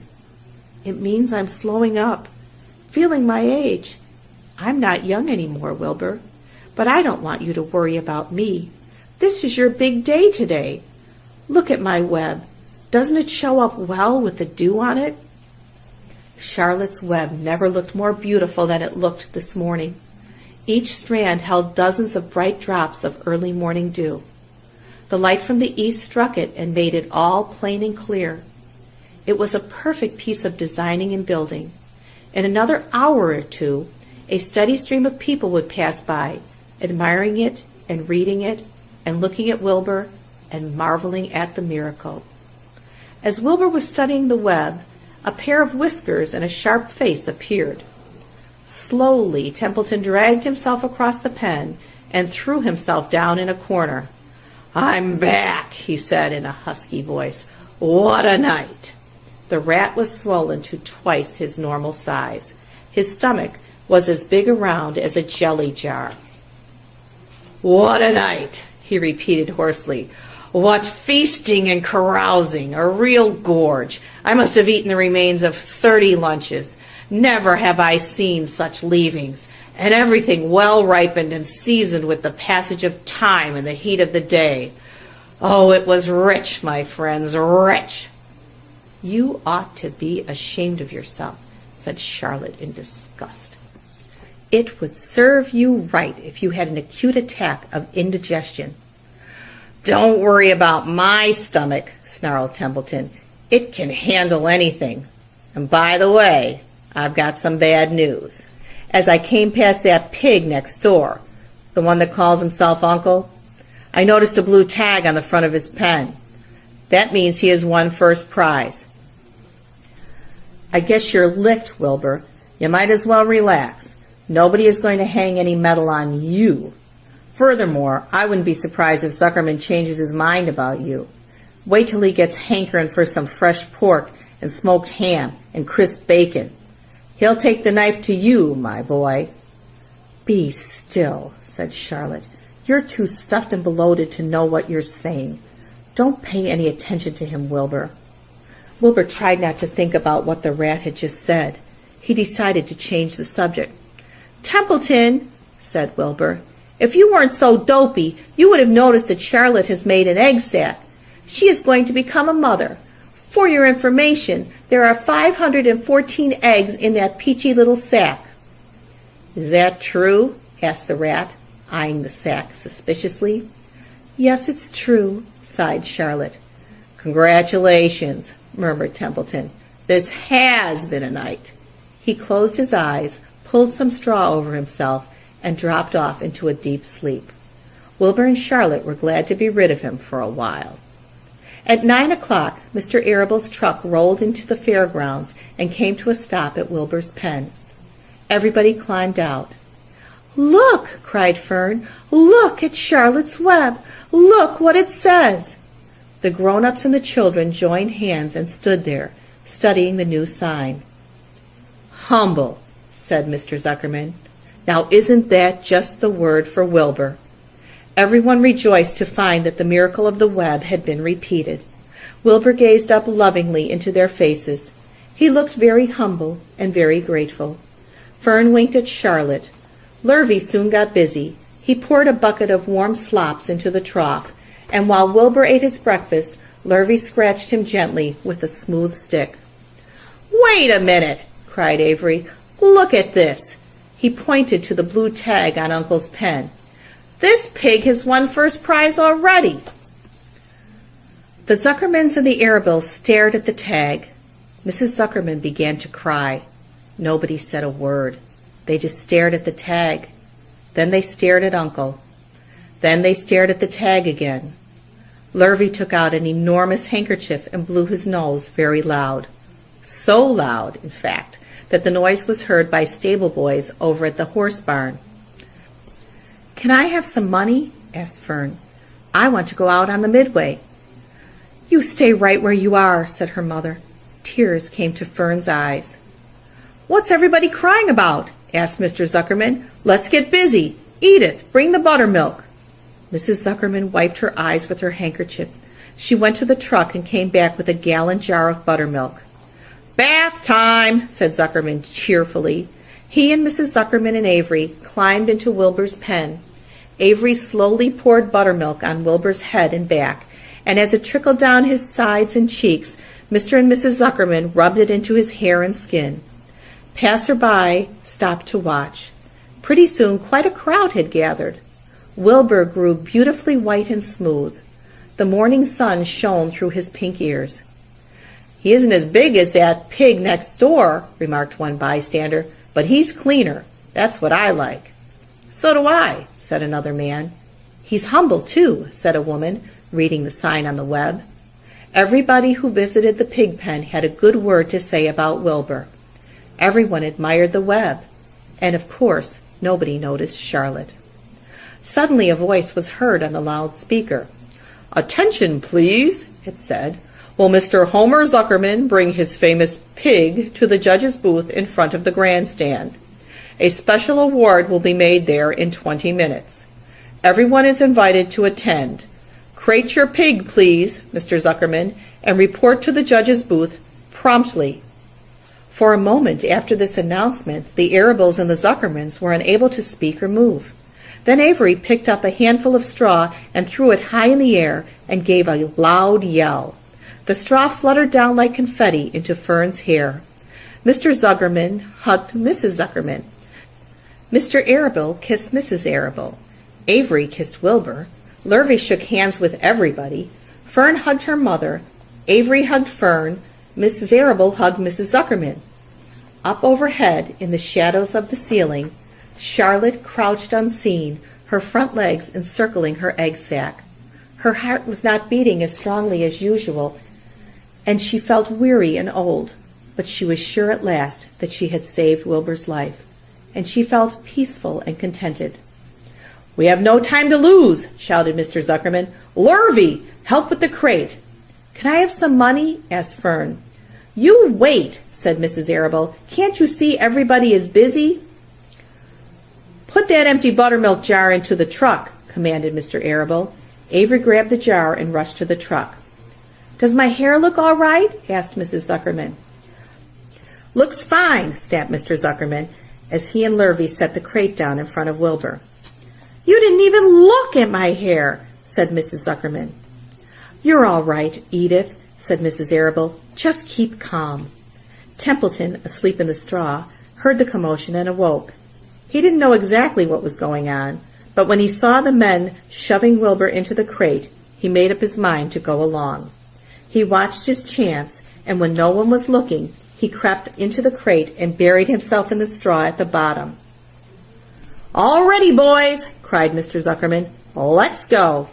He and Mr. Arable and Lurvy and Avery grabbed the crate and boosted it over the side of the pen and up into the truck.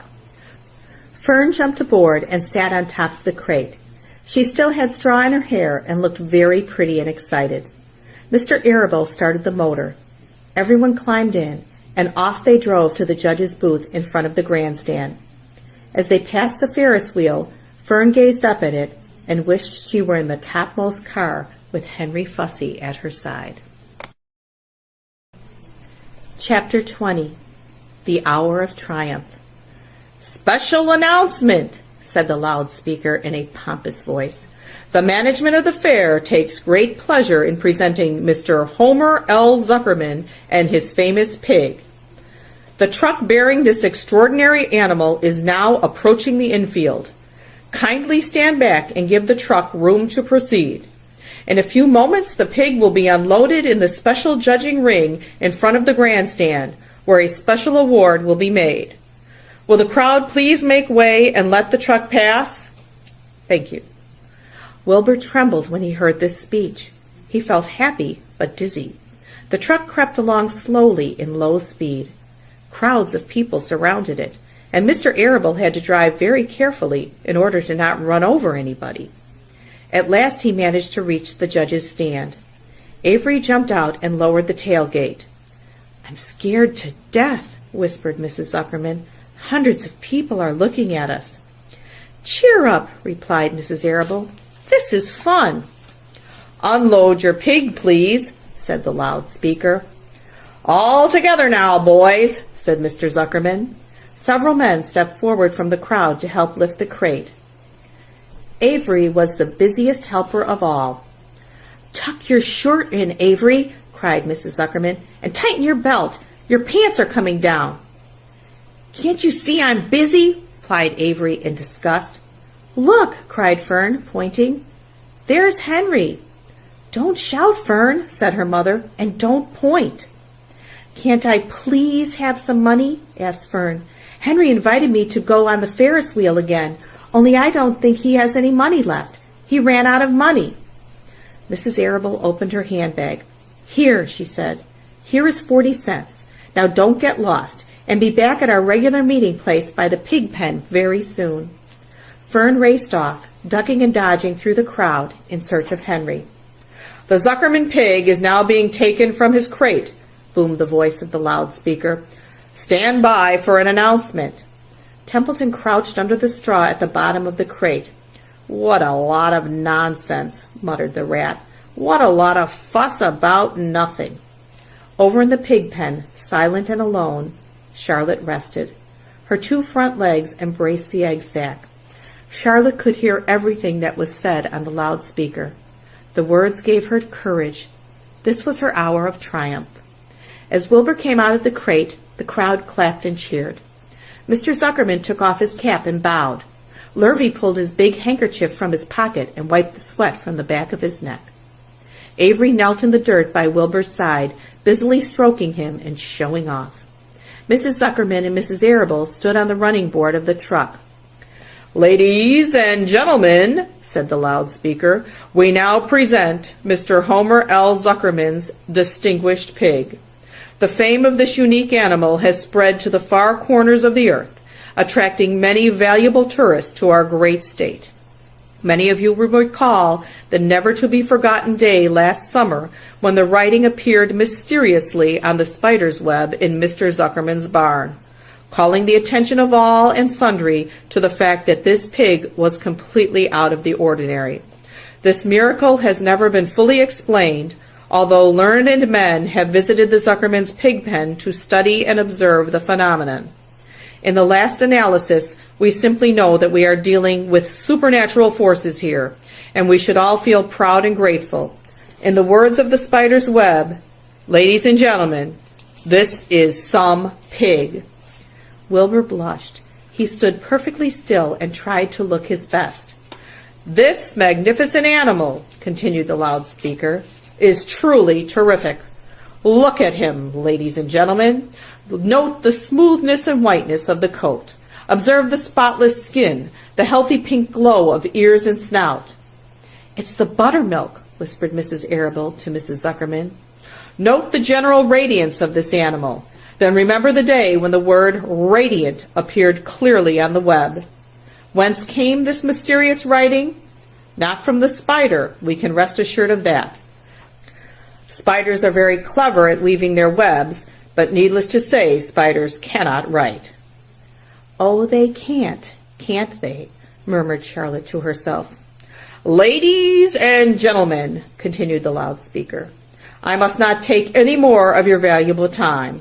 On behalf of the governors of the fair, I have the honor of awarding a special prize of $25 to Mr. Zuckerman, together with a handsome bronze medal, suitably engraved, in token of our appreciation of the part played by this pig, this radiant, this terrific, this humble pig, in attracting so many visitors to our great county fair."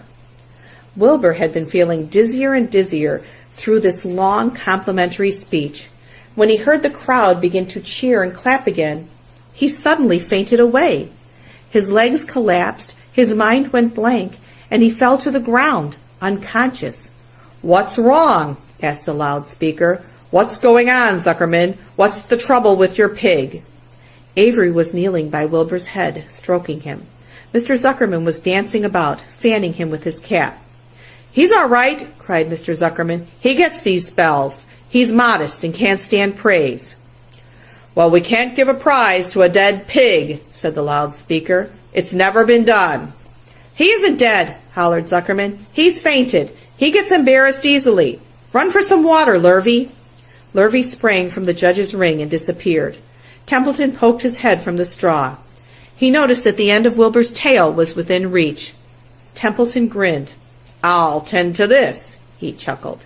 He took Wilbur's tail in his mouth and bit it, just as hard as he could bite. The pain revived Wilbur. In a flash he was back on his feet. "Ouch!" he screamed. "Hooray!" yelled the crowd. "He's up! The pig's up! Good work, Zuckerman! That's some pig!" Everyone was delighted. Mr. Zuckerman was the most pleased of all. He sighed with relief. Nobody had seen Templeton. The rat had done his work well. And now one of the judges climbed into the ring with the prizes. He handed Mr. Zuckerman 2 $10 bills and a $5 bill. Then he tied the medal around Wilbur's neck. Then he shook hands with Mr. Zuckerman while Wilbur blushed. Avery put out his hand, and the judge shook hands with him too. The crowd cheered. A photographer took Wilbur's picture. A great feeling of happiness swept over the Zuckermans and the Arables. This was the greatest moment in Mr. Zuckerman's life. It is deeply satisfying to win a prize in front of a lot of people. As Wilbur was being shoved back into the crate, Lurvy came charging through the crowd carrying a pail of water. His eyes had a wild look. Without hesitating a second, he dashed the water at Wilbur. In his excitement, he missed his aim, and the water splashed all over Mr. Zuckerman and Avery. They got soaking wet. "For goodness sake, bellowed Mr. Zuckerman, who was really drenched. "What ails you, Lurvy? Can't you see the pig is all right?" "You asked for water," said Lurvy meekly. "I didn't ask for a shower bath," said Mr. Zuckerman. The crowd roared with laughter. Finally, Mr. Zuckerman had to laugh too. And of course Avery was tickled to find himself so wet, and he immediately started to act like a clown. He pretended he was taking a shower bath. He made faces and danced around and rubbed imaginary soap under his armpits. Then he dried himself with an imaginary towel. "Avery, stop it!" cried his mother. "Stop showing off!" But the crowd loved it. Avery heard nothing but the applause. He liked being a clown in a ring, with everybody watching in front of a grandstand. When he discovered that there was still a little water left in the bottom of the pail, he raised the pail high in the air and dumped the water on himself and made faces. The children in the grandstand screamed with appreciation. At last things calmed down. Wilbur was loaded into the truck. Avery was led from the ring by his mother and placed on the seat of the truck to dry off. The truck, driven by Mr. Arable, crawled slowly back to the pig pen. Avery's wet trousers made a big wet spot on the seat. Chapter 21. Last Day. Charlotte and Wilbur were alone. The families had gone to look for Fern. Templeton was asleep. Wilbur lay resting after the excitement and strain of the ceremony. His medal still hung from his neck. By looking out of the corner of his eye, he could see it. "Charlotte," said Wilbur after a while, "why are you so quiet?" "I like to sit still," she said. "I've always been rather quiet." "Yes, but you seem specially so today. Do you feel all right?" "A little tired, perhaps, but I feel peaceful. Your success in the ring this morning was, to a small degree, my success. Your future is assured. You will live secure and safe, Wilbur. Nothing can harm you now. These autumn days will shorten and grow cold. The leaves will shake loose from the trees and fall. Christmas will come, then the snows of winter. You will live to enjoy the beauty of the frozen world, for you mean a great deal to Zuckerman, and he will not harm you, ever. Winter will pass, the days will lengthen, the ice will melt in the pasture pond, the song sparrow will return and sing, the frogs will awake, the warm wind will blow again. All these sights and sounds and smells will be yours to enjoy, Wilbur. This lovely world, these precious days. Charlotte stopped. A moment later, a tear came to Wilbur's eye. "Oh, Charlotte," he said, "to think that when I first met you, I thought you were cruel and bloodthirsty." When he recovered from his emotion, he spoke again. "Why did you do all this for me?" he asked. "I don't deserve it. I've never done anything for you." "You have been my friend," replied Charlotte. "That in itself is a tremendous thing. I wove my webs for you because I liked you. After all, what's a life anyway? We're born, we live a little while, we die. A spider's life can't help but being something of a mess, with all this trapping and eating flies. By helping you, perhaps I was trying to lift up my life a trifle. Heaven knows anyone's life can stand a little of that." "Well," said Wilbur, "I'm no good at making speeches. I haven't got your gift for words. But you have saved me, Charlotte, and I would gladly give my life for you. I really would." "I'm sure you would, and I thank you for your generous sentiments." "Charlotte," said Wilbur, "we're all going home today. The fair is almost over. Won't it be wonderful to be back home in the barn cellar again with the sheep and the geese? Aren't you anxious to get home?" For a moment, Charlotte said nothing. Then she spoke in a voice so low Wilbur could hardly hear the words. "I will not be going back to the barn," she said. Wilbur leaped to his feet. "Not going back?" he cried. "Charlotte, what are you talking about?" "I'm done for," she replied. "In a day or two, I'll be dead. I haven't even strength enough to climb down into the crate. I doubt if I have enough silk in my spinnerets to lower me to the ground." Hearing this, Wilbur threw himself down in an agony of pain and sorrow. Great sobs racked his body. He heaved and grunted with desolation. "Charlotte," he moaned. "Charlotte, my true friend." "Come now, let's not make a scene," said the spider. "Be quiet, Wilbur. Stop thrashing about." "But I can't stand it," shouted Wilbur. "I won't leave you here alone to die. If you're going to stay here, I shall stay too." "Don't be ridiculous," said Charlotte. "You can't stay here. Zuckerman and Lurvy and John Arable and the others will be back any minute now, and they'll shove you into that crate and away you'll go. Besides, it wouldn't make any sense for you to stay. There would be no one to feed you. The fairgrounds will soon be empty and deserted." Wilbur was in a panic. He raced round and round the pen. Suddenly he had an idea.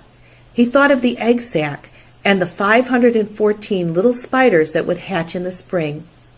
If Charlotte herself wasn't able to go home to the barn, at least he must take her children along. Wilbur rushed to the front of his pen. He put his front feet on the top board and gazed around. In the distance he saw the Arables and the Zuckermans approaching. He knew he would have to act quickly. "Where's Templeton?" he demanded. "He's in that corner under the straw, asleep," said Charlotte. Wilbur rushed over, pushed his strong snout under the rat, and tossed him into the air. "Templeton!" screamed Wilbur. "Pay attention!" The rat, surprised out of a sound sleep, looked first dazed, then disgusted. "What kind of monkey shine is this?" he growled. "Can't a rat catch a wink of sleep without being rudely popped into the air?" "Listen to me," cried Wilbur. "Charlotte is very ill. She only has a short time to live. She cannot accompany us home because of her condition. Therefore, it is absolutely necessary that I take her egg sack with me. I can't reach it, and I can't climb. You are the only one that can get it. There's not a second to be lost. The people are coming. They'll be here in no time. Please, please, please, Templeton, climb up and get the egg sack." The rat yawned. He straightened his whiskers. Then he looked up at the egg sack. "So," he said in disgust, "so it's old Templeton to the rescue again, is it? Templeton do this, Templeton do that. Templeton, please run down to the dump and get me a magazine clipping. Templeton, please lend me a piece of string so I can spin a web." "Oh, hurry," said Wilbur. "Hurry up, Templeton." But the rat was in no hurry. He began imitating Wilbur's voice. "So it's, 'Hurry up, Templeton.'" "Is it?" he said. "Ho, ho! And what thanks do I ever get for these services? I would like to know. Never a kind word for old Templeton, only abuse and wisecracks and side remarks. Never a kind word for a rat."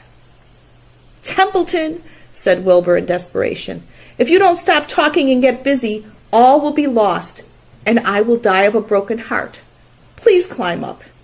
Templeton lay back in the straw. Lazily he placed his forepaws behind his head and crossed his knees in an attitude of complete relaxation. "Die of a broken heart," he mimicked. "How touching! My, I notice that it's always me you come to when in trouble, but I've never heard of anyone's heart breaking on my account. Oh, no, who cares anything about old Templeton?" "Get up," screamed Wilbur. "Stop acting like a spoiled child." Templeton grinned and lay still. "Who made trip after trip to the dump?" he asked. "Why, it was old Templeton. Who saved Charlotte's life by scaring that Arable boy away with a rotten goose egg? Bless my soul, I believe it was old Templeton. Who bit your tail and got you back on your feet this morning after you fainted in front of the crowd? Old Templeton. Has it ever occurred to you that I'm sick of running errands and doing favors? What do you think I am, anyway? A rat of all work?" Wilbur was desperate. The people were coming, and the rat was failing him. Suddenly he remembered Templeton's fondness for food. "Templeton," he said, "I will make you a solemn promise. Get Charlotte's egg sack for me, and from now on I will let you eat first when Lurvy slops me. I will let you have your choice of everything in the trough, and I won't touch a thing until you're through." The rat sat up. "You mean that?" he said. I promise, I cross my heart." "All right, it's a deal," said the rat. He walked to the wall and started to climb. His stomach was still swollen from last night's gorge. Groaning and complaining, he pulled himself slowly to the ceiling. He crept along till he reached the egg sack. Charlotte moved aside for him. She was dying, but she still had strength enough to move a little. Then Templeton bared his long, ugly teeth and began snipping the threads that fastened the sack to the ceiling. Wilbur watched from below. "Use extreme care," he said. "I don't want a single one of those eggs harmed." "This stuff sticks in my mouth," complained the rat. "It's worse than caramel candy." But Templeton worked away at the job and managed to cut the sack adrift and carry it to the ground, where he dropped it in front of Wilbur. Wilbur heaved a great sigh of relief. "Thank you, Templeton," he said. "I will never forget this as long as I live." "Neither will I," said the rat, picking his teeth. "I feel as though I'd eaten a spool of thread. Well, home we go." Templeton crept into the crate and buried himself in the straw. He got out of sight just in time. Lurvy and John Arable and Mr. Zuckerman came along at that moment, followed by Mrs. Arable and Mrs. Zuckerman and Avery at Fern. Wilbur had already decided how he would carry the egg sack. There was only one way possible. He carefully took the little bundle in his mouth and held it there on top of his tongue. He remembered what Charlotte had told him, that the sack was waterproof and strong. It felt funny on his tongue and made him drool a bit, and of course he couldn't say anything. But as he was being shoved into the crate, he looked up at Charlotte and gave her a wink. She knew he was saying goodbye in the only way he could, and she knew her children were safe. "Goodbye," she whispered. Then she summoned all her strength and waved one of her front legs at him. She never moved again. Next day, as the Ferris wheel was being taken apart, and the race horses were being loaded into vans, and the entertainers were packing up their belongings and driving away in their trailers, Charlotte died. The fairgrounds were soon deserted. The sheds and buildings were empty and forlorn. The infield was littered with bottles and trash. Nobody of the hundreds of people that had visited the fair knew that a gray spider had played the most important part of all. No one was with her when she died. Chapter 22. A Warm Wind. And so Wilbur came home to his beloved manure pile in the barn cellar. His was a strange homecoming. Around his neck he wore a Medal of Honor. In his mouth he held a sack of spider's eggs. There is no place like home, Wilbur thought, as he placed Charlotte's 514 unborn children carefully in a safe corner. The barn smelled good. His friends the sheep and the geese were glad to see him back. The geese gave him a noisy welcome. Congratulations, they cried. "Nice work." Mr. Zuckerman took the medal from Wilbur's neck and hung it on a nail over the pig pen, where visitors could examine it. Wilbur himself could look at it whenever he wanted to. In the days that followed, he was very happy. He grew to a great size. He no longer worried about being killed, for he knew that Mr. Zuckerman would keep him as long as he lived. Wilbur often thought of Charlotte. A few strands of her old web still hung in the doorway. Every day Wilbur would stand and look at the torn, empty web, and a lump would come to his throat. No one had ever had such a friend, so affectionate, so loyal, and so skillful. The autumn days grew shorter. Livy brought the squashes and pumpkins in from the garden and piled them on the barn floor, where they wouldn't get nipped on frosty nights. The maples and birches turned bright colors, and the wind shook them, and they dropped their leaves, one by one, to the ground. Under the wild apple trees in the pasture, the red little apples lay thick on the ground, and the sheep gnawed them, and the geese gnawed them, and foxes came in the night and sniffed them. One evening, just before Christmas, snow began falling. It covered house and barn and fields and woods. Wilbur had never seen snow before. When morning came, he went out and plowed the drifts in his yard for the fun of it. Fern and Avery arrived, dragging a sled. They coasted down the lane and out onto the frozen pond in the pasture. "Coasting is the most fun there is," said Avery. "The most fun there is," retorted Fern, "is when the Ferris wheel stops and Henry and I are in the top car and Henry makes the car swing and we can see everything for miles and miles and miles." "Goodness, are you still thinking about that old Ferris wheel?" said Avery in disgust. "The fair was weeks and weeks ago." "I think about it all the time," said Fern, picking snow from her ear. After Christmas, the thermometer dropped to 10 below zero. Cold settled on the world. The pasture was bleak and frozen. The cows stayed in the barn all the time now, except on sunny mornings when they went out and stood in the barnyard in the lee of the straw pile. The sheep stayed near the barn, too, for protection. When they were thirsty, they ate snow.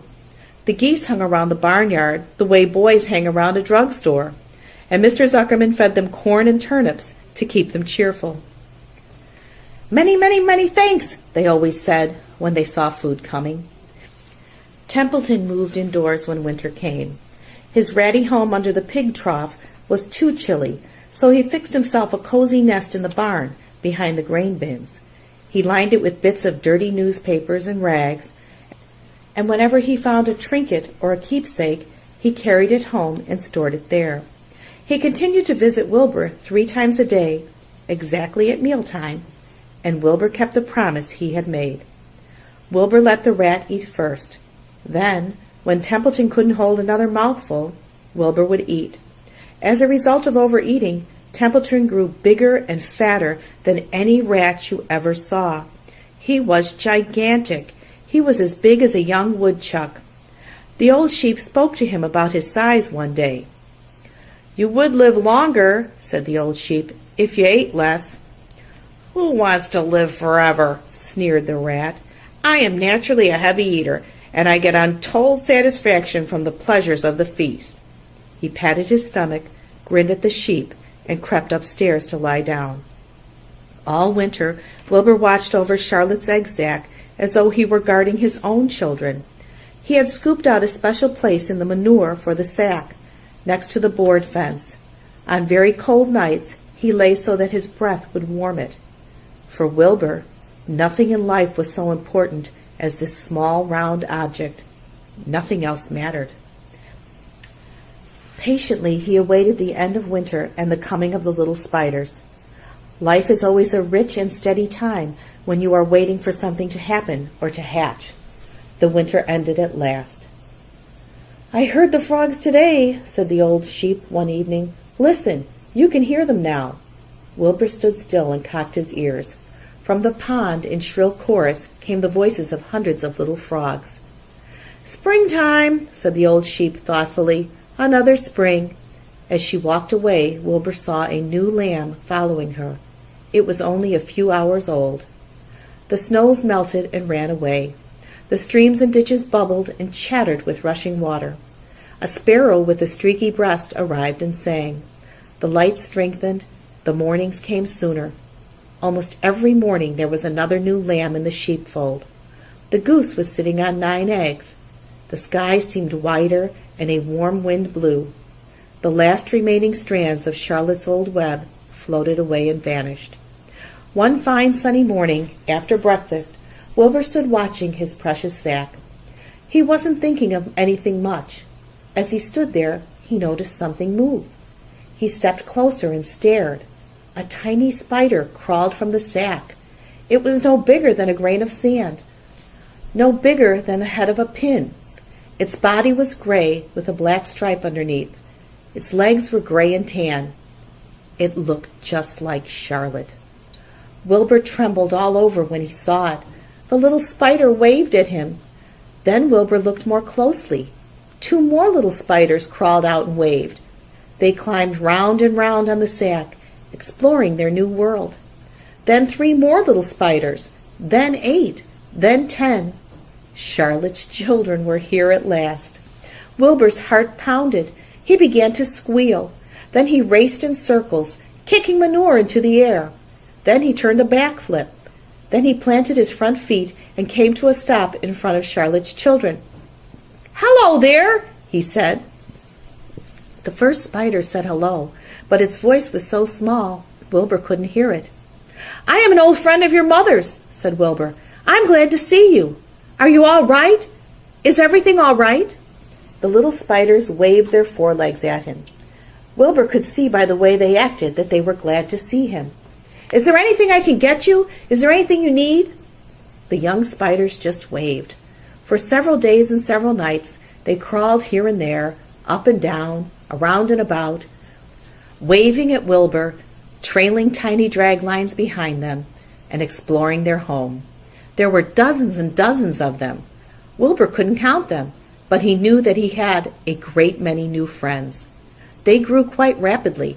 Soon each was as big as a BB shot. They made tiny webs near the sack.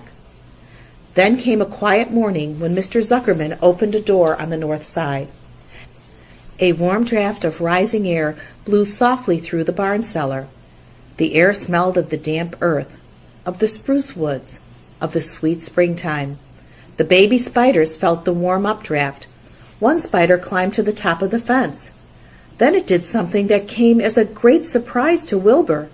The spider stood on its head, pointed its spinnerets in the air, and let loose a cloud of fine silk. The silk formed a balloon. As Wilbur watched, the spider let go of the fence and rose into the air. "Goodbye," it said, as it sailed through the doorway. "Wait a minute," screamed Wilbur. "Where do you think you're going?" But the spider was already out of sight. Then another baby spider crawled to the top of the fence, stood on its head, made a balloon, and sailed away. Then another spider, then another. The air was soon filled with tiny balloons, each balloon carrying a spider. Wilbur was frantic. Charlotte's babies were disappearing at a great rate. "Come back, children," he cried. "Goodbye," they called. "Goodbye, goodbye." At last, one little spider took time enough to stop and talk to Wilbur before making its balloon. "We're leaving here on the warm updraft. This is our moment for setting forth. We are aeronauts, and we are going out into the world to make webs for ourselves." "But where?" asked Wilbur. "Wherever the wind takes us, high, low, near, far, east, west, north, south. We take to the breeze. We go as we please." "Are all of you going?" asked Wilbur. "You can't all go. I would be left alone with no friends. Your mother wouldn't want that to happen, I'm sure." The air was now so full of balloonists that the barn cellar looked almost as though a mist had gathered. Balloons by the dozen were rising, circling, and drifting away through the door, sailing off on the gentle wind. Cries of "Goodbye, goodbye, goodbye" came weakly to Wilbur's ears. He couldn't bear to watch any more. In sorrow, he sank to the ground and closed his eyes. This seemed like the end of the world, to be deserted by Charlotte's children. Wilbur cried himself to sleep. When he woke, it was late afternoon. He looked at the egg sack. It was empty. He looked into the air. The balloonists were gone. Then he walked drearily to the doorway where Charlotte's web used to be. He was standing there, thinking of her, when he heard a small voice. "Salutations," it said. "I'm up here." "So am I," said another tiny voice. "So am I," said a third voice. "3 of us are staying. We like this place, and we like you." Wilbur looked up. At the top of the doorway 3 small webs were being constructed. On each web, working busily, was one of Charlotte's daughters. "Can I take this to mean," asked Wilbur, "that you have definitely decided to live here in the barn cellar, and that I am going to have 3 friends?" "You can indeed," said the spiders. "What are your names, please?" asked Wilbur, trembling with joy. "I'll tell you my name," replied the first little spider, "if you'll tell me why you are trembling." "I'm trembling with joy," said Wilbur. "Then my name is Joy," said the first spider. "What was my mother's middle initial?" asked the second spider. "A," said Wilbur. "Then my name is Arania," said the spider.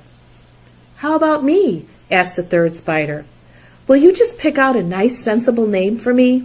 Something not too long, not too fancy, and not too dumb?" Wilbur thought hard. "Nellie?" he suggested. "Fine, I like that very much," said the third spider. "You may call me Nellie." She daintily fastened her orb line to the next spoke of the web. Wilbur's heart brimmed with happiness. He felt that he should make a short speech on this very important occasion. "Joy, Arania, Nellie," he began, "welcome to the barn cellar. You have chosen a hallowed doorway from which to string your webs. I think it is only fair to tell you that I was devoted to your mother. I owe my very life to her. She was brilliant, beautiful, and loyal to the end. I shall always treasure her memory. To you, her daughters, I pledge my friendship forever and ever." "I pledge mine," said Joy. "I do too," said Arania. "And so do I," said Nellie, who had just managed to catch a small gnat. It was a happy day for Wilbur, and many more happy, tranquil days followed. As time went on, and the months and years came and went, he was never without friends. Fern did not come regularly to the barn any more. She was growing up, and was careful to avoid childish things, like sitting on a milk stool near a pig pen. But Charlotte's children and grandchildren and great-grandchildren, year after year, lived in the doorway. Each spring there were new little spiders hatching out to take the place of the old. Most of them sailed away on their balloons, but always 2 or 3 stayed and set up housekeeping in the doorway. Mr. Zuckerman took fine care of Wilbur all the rest of his days, and the pig was often visited by friends and admirers, for nobody ever forgot the year of his triumph and the miracle of the web. Life in the barn was very good, night and day, winter and summer, spring and fall, dull days and bright days. It was the best place to be, thought Wilbur, this warm, delicious cellar, with the garrulous geese, the changing seasons, the heat of the sun, the passage of swallows, the nearness of rats, the sameness of sheep, the love of spiders, the smell of manure, and the glory of everything.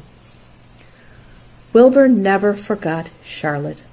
Although he loved her children and grandchildren dearly, none of the new spiders ever quite took her place in his heart. She was in a class by herself. It is not often that someone comes along who is a true friend and a good writer. Charlotte was both.